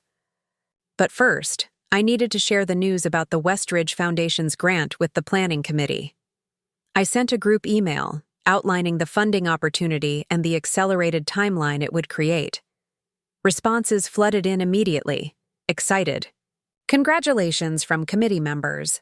Practical questions about next steps, offers to take on additional tasks to meet the new timeline. Eleanor sent a separate message suggesting we hold a press conference the following week to announce the grant publicly. By the time I arrived home, I felt both exhilarated and overwhelmed. I made myself a simple dinner and took it out to the back porch, watching the evening light fade as I considered the day's developments. The Westridge grant was a tremendous validation of our vision for Pinecrest's expansion. The job offer was both flattering and intimidating, a recognition of the expertise I'd developed through experience rather than formal credentials. As darkness fell, I found myself thinking of Howard, wondering what he would have made of these developments. He had always encouraged my community involvement, proud of my appointment to the Pinecrest board even though it was unpaid work. What would he think of me potentially taking on a director position at 68? I like to believe he would have been supportive, understanding that purpose doesn't have an expiration date. The next morning, I called David to share the news about the grant and Catherine's job offer. "Mom, that's incredible," he exclaimed when I finished explaining. "The Westridge Foundation is a big deal. This will put Pinecrest's expansion on the map." "It's certainly a game changer for the timeline," I agreed. "But what do you think about the director position? Am I crazy to even consider taking on something so substantial at my age?" "Not at all," David replied without hesitation. "You're more capable and energetic than half the people I work with who are decades younger. The real question is whether this is something you want to do." I appreciated his confidence in me. "I think it is. The work matters deeply to me, especially after what happened with Amanda. If I can help prevent others from experiencing similar situations, that feels worthwhile." "Then you should absolutely consider it," he encouraged. And selfishly, I love the idea of my mother being a foundation-backed advocate, making appearances at fancy galas. I laughed at his teasing. "I'll need to buy some more formal clothes if that becomes part of my regular routine." After talking with David, I called Daniel, who was equally supportive of the opportunity. "You've always been happiest when you're making a difference, Mom," he observed. "This sounds perfect for you." With my son's encouragement bolstering my confidence, I began to seriously envision myself in this new role. I made notes about initial priorities, programs I might want to develop, partnerships to explore. The more I thought about it, the more right it felt, not just as a job, but as a calling that had emerged from one of the most difficult experiences of my life. By Sunday evening, I had made my decision. I called Catherine Westridge and accepted her offer with one condition.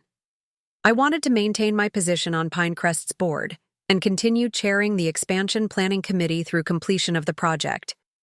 "Of course," Catherine agreed readily. "The center and the expansion project are complementary initiatives. Your involvement in both will only strengthen the connection between them." We arranged to meet the following week to discuss next steps, including the drafting of a formal contract and the development of an initial strategic plan for the center. The press conference announcing the Westridge Foundation grant was scheduled for Wednesday morning. Eleanor, Jerome, and I met beforehand to review key talking points and prepare for potential questions from the media. The communications consultant, Catherine had recommended, joined us, offering valuable advice on message framing and interview techniques. "Keep it personal, Mrs. Smith," she suggested. "The statistics and technical details matter, but what will resonate with people is your authentic commitment to this cause. Share why it matters to you, and they'll understand why it should matter to them." The press turnout exceeded our expectations. Local television stations, the city newspaper, and several online publications sent reporters, creating a buzz in Pinecrest's usually serene community room. Catherine Westridge attended, lending additional gravitas to the announcement with her presence. Eleanor opened the press conference with a brief overview of Pinecrest's history and mission before introducing Catherine to announce the Foundation's grant. Catherine spoke eloquently about the Foundation's commitment to innovative community solutions, emphasizing the importance of dignity and autonomy in aging. "We believe the model being developed here at Pinecrest has the potential to transform how our society approaches senior living," she concluded. "And we're particularly impressed by the leadership of Betty Smith, whose vision and advocacy have been instrumental in shaping this initiative." When it was my turn to speak, I felt a momentary flutter of nervousness. The room was filled with reporters, cameras trained on the podium. But as I began to discuss the expansion project and its Importance. My anxiety faded, replaced by genuine enthusiasm for the work ahead. This isn't just about building better facilities, I explained. It's about creating spaces where people can continue to grow, connect, and contribute throughout their later years. It's about recognizing that aging doesn't diminish a person's right to self-determination or their capacity to lead a meaningful life.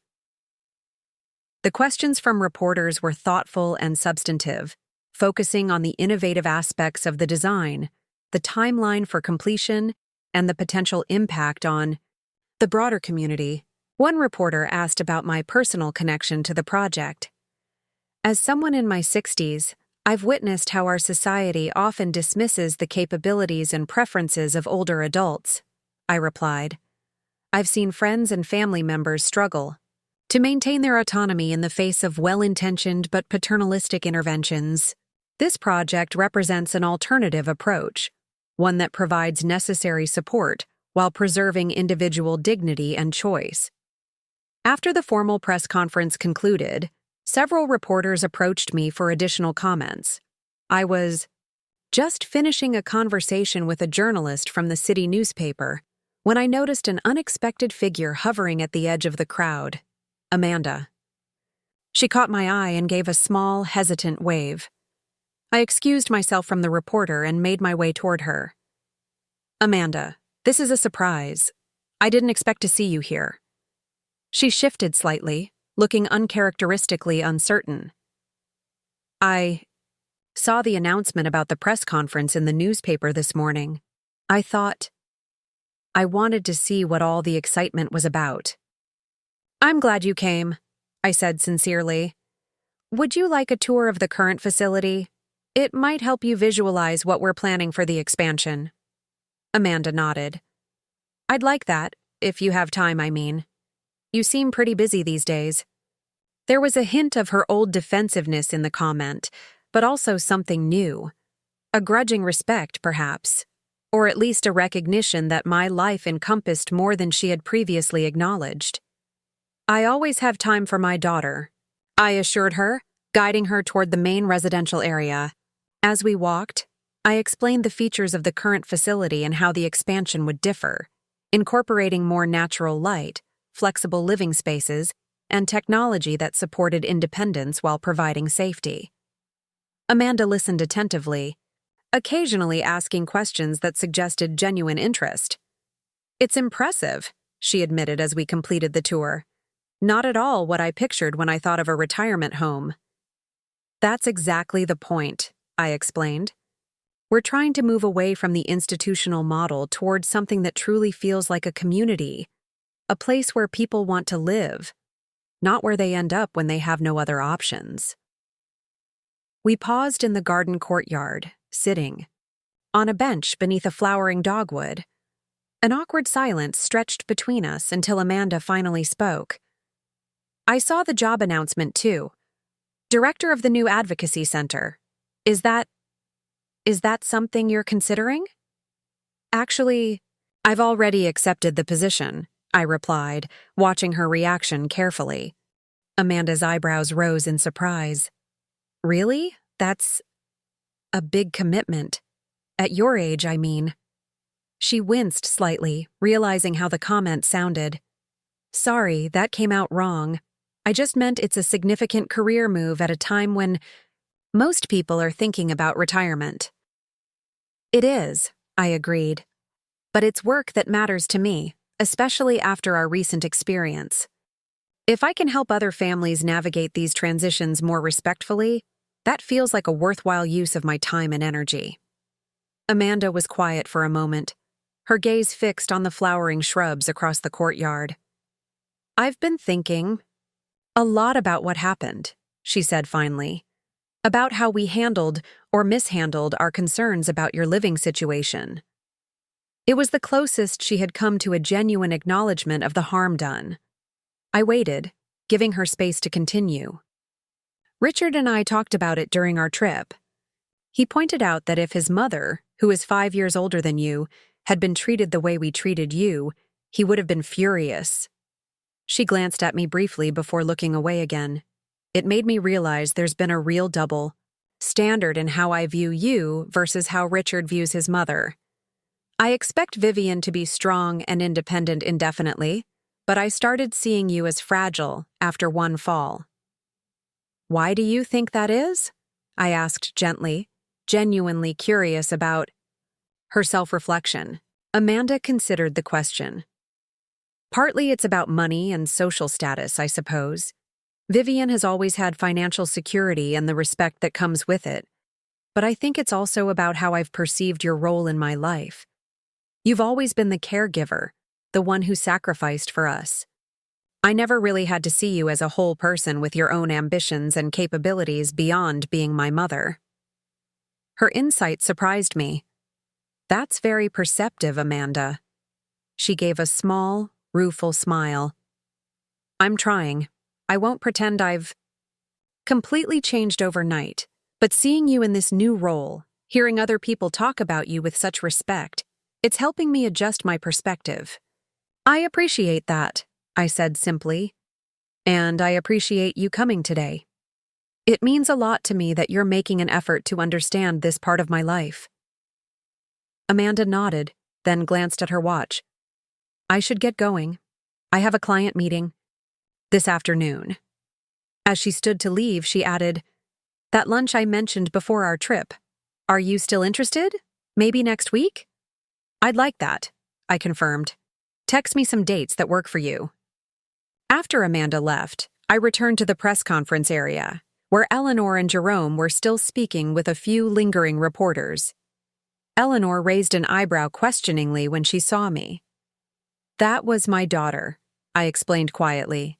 She came to see what all the fuss was about. Ah, Eleanor nodded, understanding the significance. How did that go? Better than I might have expected, I admitted. There's progress, slow, but real. The day after the press conference, the city newspaper ran a front-page story about the Westridge Grant, featuring prominent quotes from Catherine, Eleanor, and me. The article included a sidebar announcing the creation of the Advocacy Center and my appointment as its founding director. My phone began ringing early that morning with congratulatory calls from friends and former colleagues. Even my book club, members who had been supportive but somewhat bewildered by my sudden public profile, expressed enthusiasm about this new chapter in my life. Betty, we always knew you were remarkable, said Martha, our club's de facto leader. But a foundation director? That's extraordinary. We're so proud of you. The most surprising call came from Richard, Amanda's husband. His tone was formal, but not unfriendly. Betty, I wanted to congratulate you on the Westridge Grant and your new position. It's quite an achievement. Thank you, Richard. That's kind of you to say. There was a brief pause before he continued. I also wanted to apologize for my role in what happened. I should have advocated for more direct communication with you instead of supporting Amanda's approach. It was disrespectful, and I'm sorry. His apology seemed genuine, if somewhat stiff. I appreciate that, Richard. It means a lot to hear you say that. Amanda mentioned you two might have lunch next week, he added. I think that's good. For what it's worth, I believe she genuinely regrets how things unfolded. After we hung up, I sat quietly for a moment, absorbing the significance of these gestures from Amanda and Richard. They weren't grand reconciliatory overtures, but rather small steps toward re-establishing a relationship based on mutual respect. That seemed like a healthy approach, acknowledging the harm done without expecting instant forgiveness or immediate restoration of trust. The following week brought a flurry of activity as I balanced my ongoing work with the Pinecrest expansion, committee and preliminary planning for the Advocacy Center. Catherine and I met several times to discuss staffing, program development, and the physical space the center would occupy within the new wing. We want to break ground on the expansion in September, Catherine explained during one meeting. That gives us about 4 months to finalize the center's design requirements and develop the initial programming plan.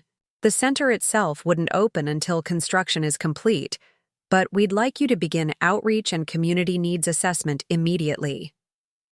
The timeline was ambitious but exciting. I started researching similar initiatives around the country, identifying best practices and innovative approaches we might adapt. I reached out to elder law attorneys, geriatric care managers, and patient advocates to gather insights about the most pressing needs in our community. Amid this professional whirlwind, my lunch date with Amanda arrived. We met at a casual cafe downtown, neutral territory for both of us. The initial greeting was slightly awkward, neither of us quite sure whether to hug or simply exchange pleasantries. But once we were seated, the conversation flowed more naturally than I had anticipated. "You've been in the newspaper a lot lately," Amanda observed as we studied our menus. "The Westridge grant is impressive." "It's transformative for the project," I agreed. "We can now include all the design elements we'd envisioned without compromising due to budget constraints." Amanda set down her menu, her expression thoughtful. "You know, when I first saw you on television talking about Pinecrest, I assumed it was some kind of, I don't know, revenge or something. A way to embarrass us publicly after what happened." "It wasn't about that," I assured her. "The project was important to me long before our conflict." "I realize that now." She took a sip of water. "It's strange. I've spent so many years focused on my own career, my own accomplishments. I never really thought about you having professional ambitions beyond the library." There was no criticism in her tone, just a frank acknowledgement of her limited perspective. "I didn't necessarily think of it in those terms either," I admitted. "After your father died, my focus was on providing for you and the boys.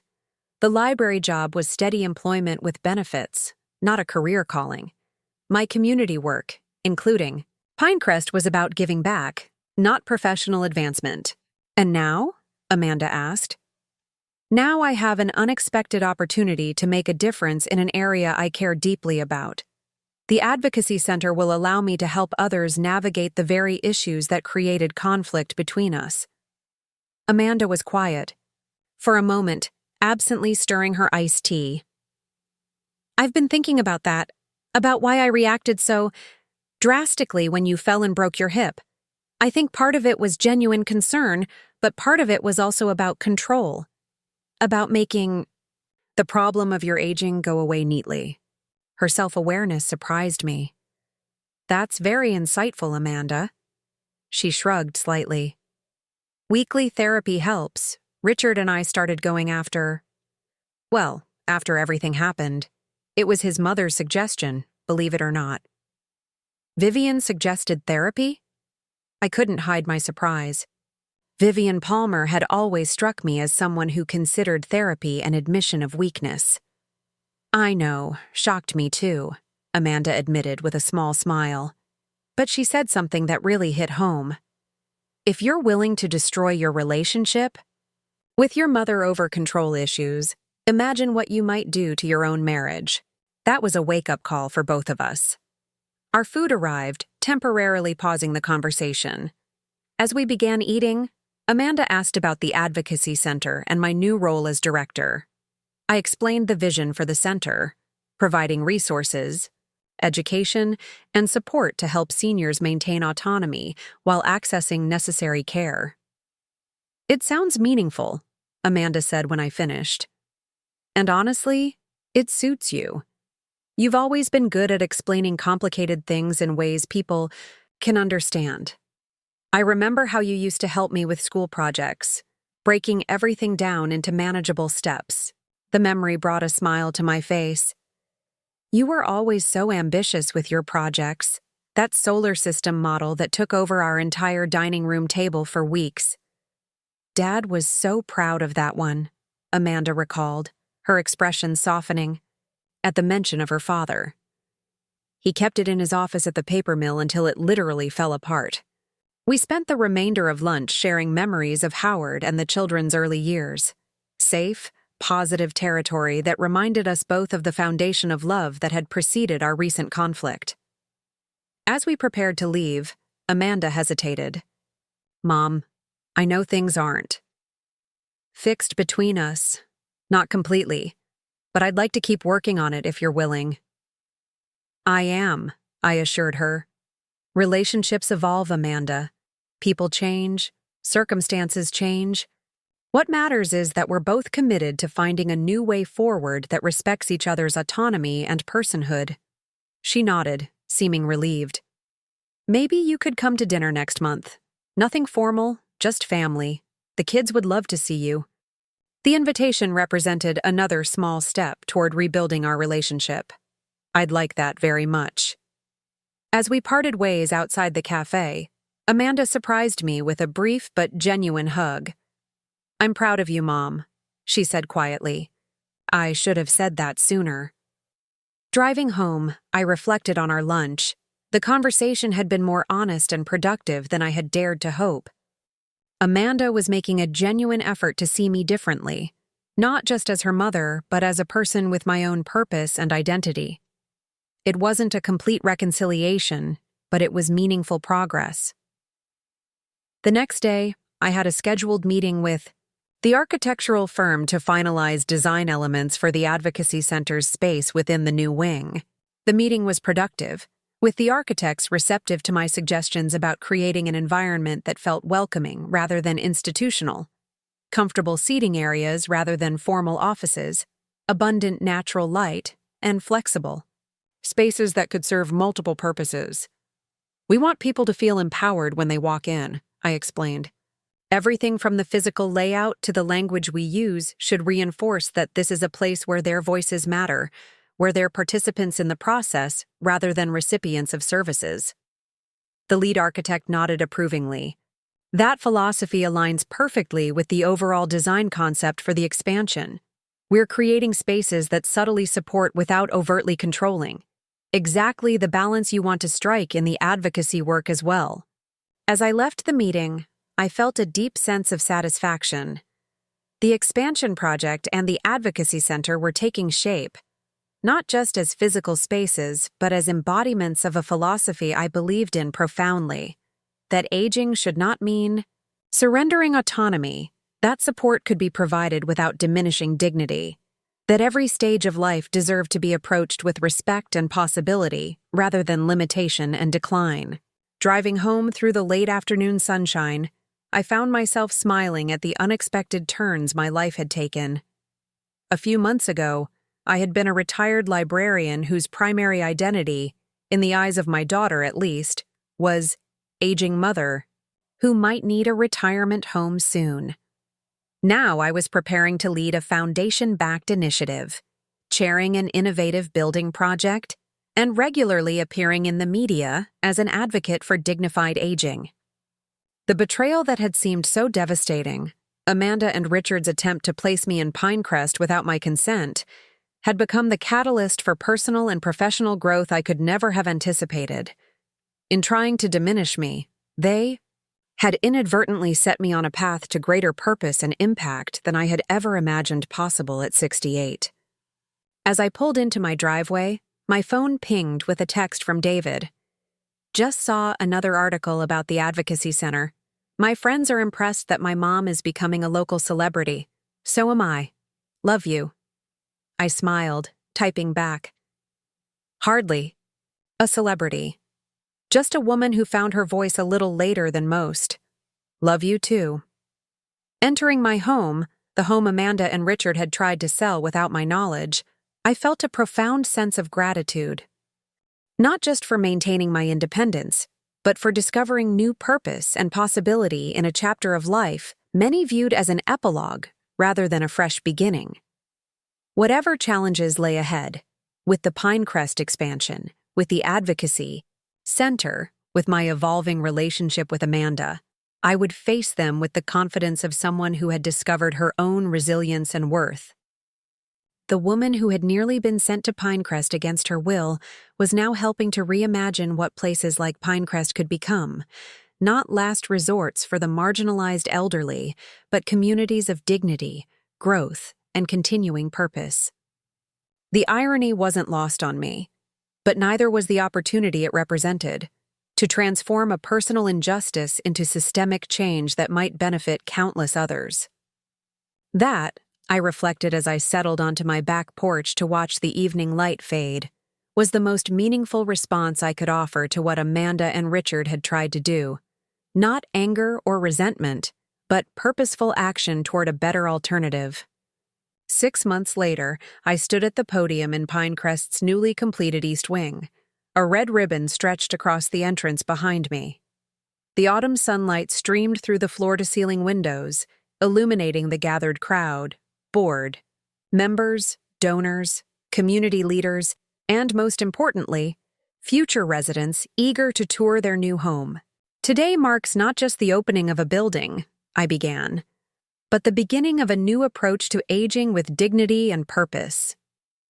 As I delivered my speech, my gaze swept over the familiar faces in the front row. Eleanor and Jerome beaming with pride, Catherine Westridge nodding approvingly, David and Daniel with their families. And there, seated beside Vivian Palmer of all people, was Amanda, her expression a mix of pride and lingering amazement at the path my life had taken. The transformation in our relationship over these months had been gradual but meaningful. Weekly lunches had become our tradition, creating space for honest conversations that slowly rebuilt trust. Amanda had begun volunteering at Pinecrest, leading art therapy sessions that residents adored. Her professional skills found unexpected application here, and I watched with quiet joy as she discovered her own connection to the community. The ribbon-cutting ceremony concluded with thunderous applause. As attendees dispersed for the reception and tours, Amanda approached me, elegant in a blue dress I recognized as new. "Congratulations, Mom," she said, embracing me warmly. "It's even more beautiful than the renderings." "Thank you for being here," I replied, squeezing her hand. "It means everything to have family supporting this journey." "I wouldn't miss it," she assured me. "Besides, I need to check out the Advocacy Center. My mother is the director, you know," she added with a playful wink. We walked together toward the center's entrance, where its mission statement was engraved in elegant script: empowering seniors to age with dignity, autonomy, and purpose. The words captured everything I had fought for these past months. Not just for myself, but for every person entering their later years. The reception area buzzed with conversation as people explored the facility. Jerome approached us, champagne flutes in hand. "To new beginnings," he toasted, handing us each a glass. "And unexpected blessings," I added, my gaze meeting Amanda's. She nodded, understanding the deeper meaning. What had begun as betrayal had transformed into the catalyst for profound growth, both personal and professional. The daughter who once tried to institutionalize me now stood as my ally in advocating for elder autonomy. Later, as the celebration wound down, I found a quiet moment alone in my office at the Advocacy Center. Photos lined the shelves, not just family pictures, but images from groundbreaking, press conferences, and planning meetings. A journey documented in smiling faces and construction milestones. A soft knock interrupted my reflection. Amanda stood in the doorway, holding a small gift bag. "I wanted to give you this privately," she said, crossing to my desk. Inside the bag was a framed photograph I'd never seen. Howard and me at a library fundraiser decades ago, my expression animated as I described some forgotten passion project to the person behind the camera. "I found it while cleaning out some old boxes," Amanda explained. "You looked exactly then how you look now when you talk about this place, completely alive with purpose. I never made the connection before, but it was always there." Tears pricked my eyes as I studied the image. "Your father always supported my community work, even when it meant more responsibilities at home for him." "He would be incredibly proud of you," Amanda said softly. "As am I." The words washed over me like a benediction, healing wounds I hadn't realized still ached. "I have something for you too," I said, retrieving an envelope from my desk drawer. "It's not quite as meaningful as your gift, but..." Amanda opened it to find 2 tickets to the governor's annual charity ball, where I would be receiving a community leadership award the following month. I'd be honored if you would attend as my guest, I explained. Richard, too, of course. Her eyes widened. Mom, these are impossible to get. How did you— Being on the board of the Westridge Foundation has its perks, I said with a small smile. Catherine insisted I accept the nomination, though public recognition was never my goal. Of course I'll come, Amanda assured me, tucking the tickets carefully into her purse. Wild horses couldn't keep me away. As we walked together toward the parking lot, the setting sun cast long shadows across Pinecrest's beautifully landscaped grounds. Residents strolled the walking paths, or chatted on benches, their faces animated with conversation. You know, Amanda said thoughtfully, when I tried to place you here, I thought I was doing what was best for you. I couldn't see that you were perfectly capable of determining that for yourself. And now? I prompted. Now I understand that love without respect isn't really love at all. It's control disguised as concern. She hesitated before adding, Thank you for not giving up on me, even when I gave you every reason to. I squeezed her hand gently. You're my daughter. That never changed, even when everything else did. At my car, we embraced once more. Same? Time next week for lunch? Amanda confirmed. I'll be there, I promised. As I drove home that evening, I reflected on life's unexpected turns. What Amanda and Richard had intended as an end, placing me in a retirement home without my consent, had instead become a beginning. The betrayal that might have broken me had instead revealed strengths I hadn't known I possessed and opened doors I never imagined walking through.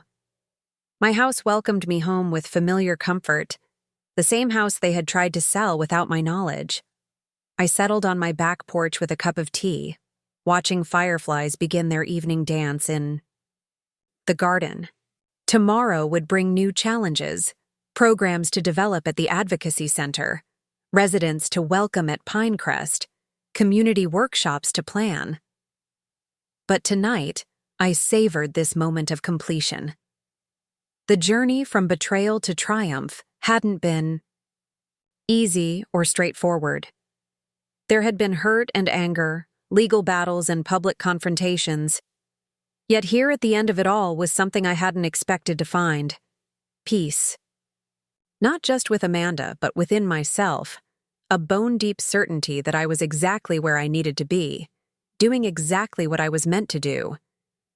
The woman who had nearly been confined to Pinecrest against her will was now helping to transform it and places like it across the state.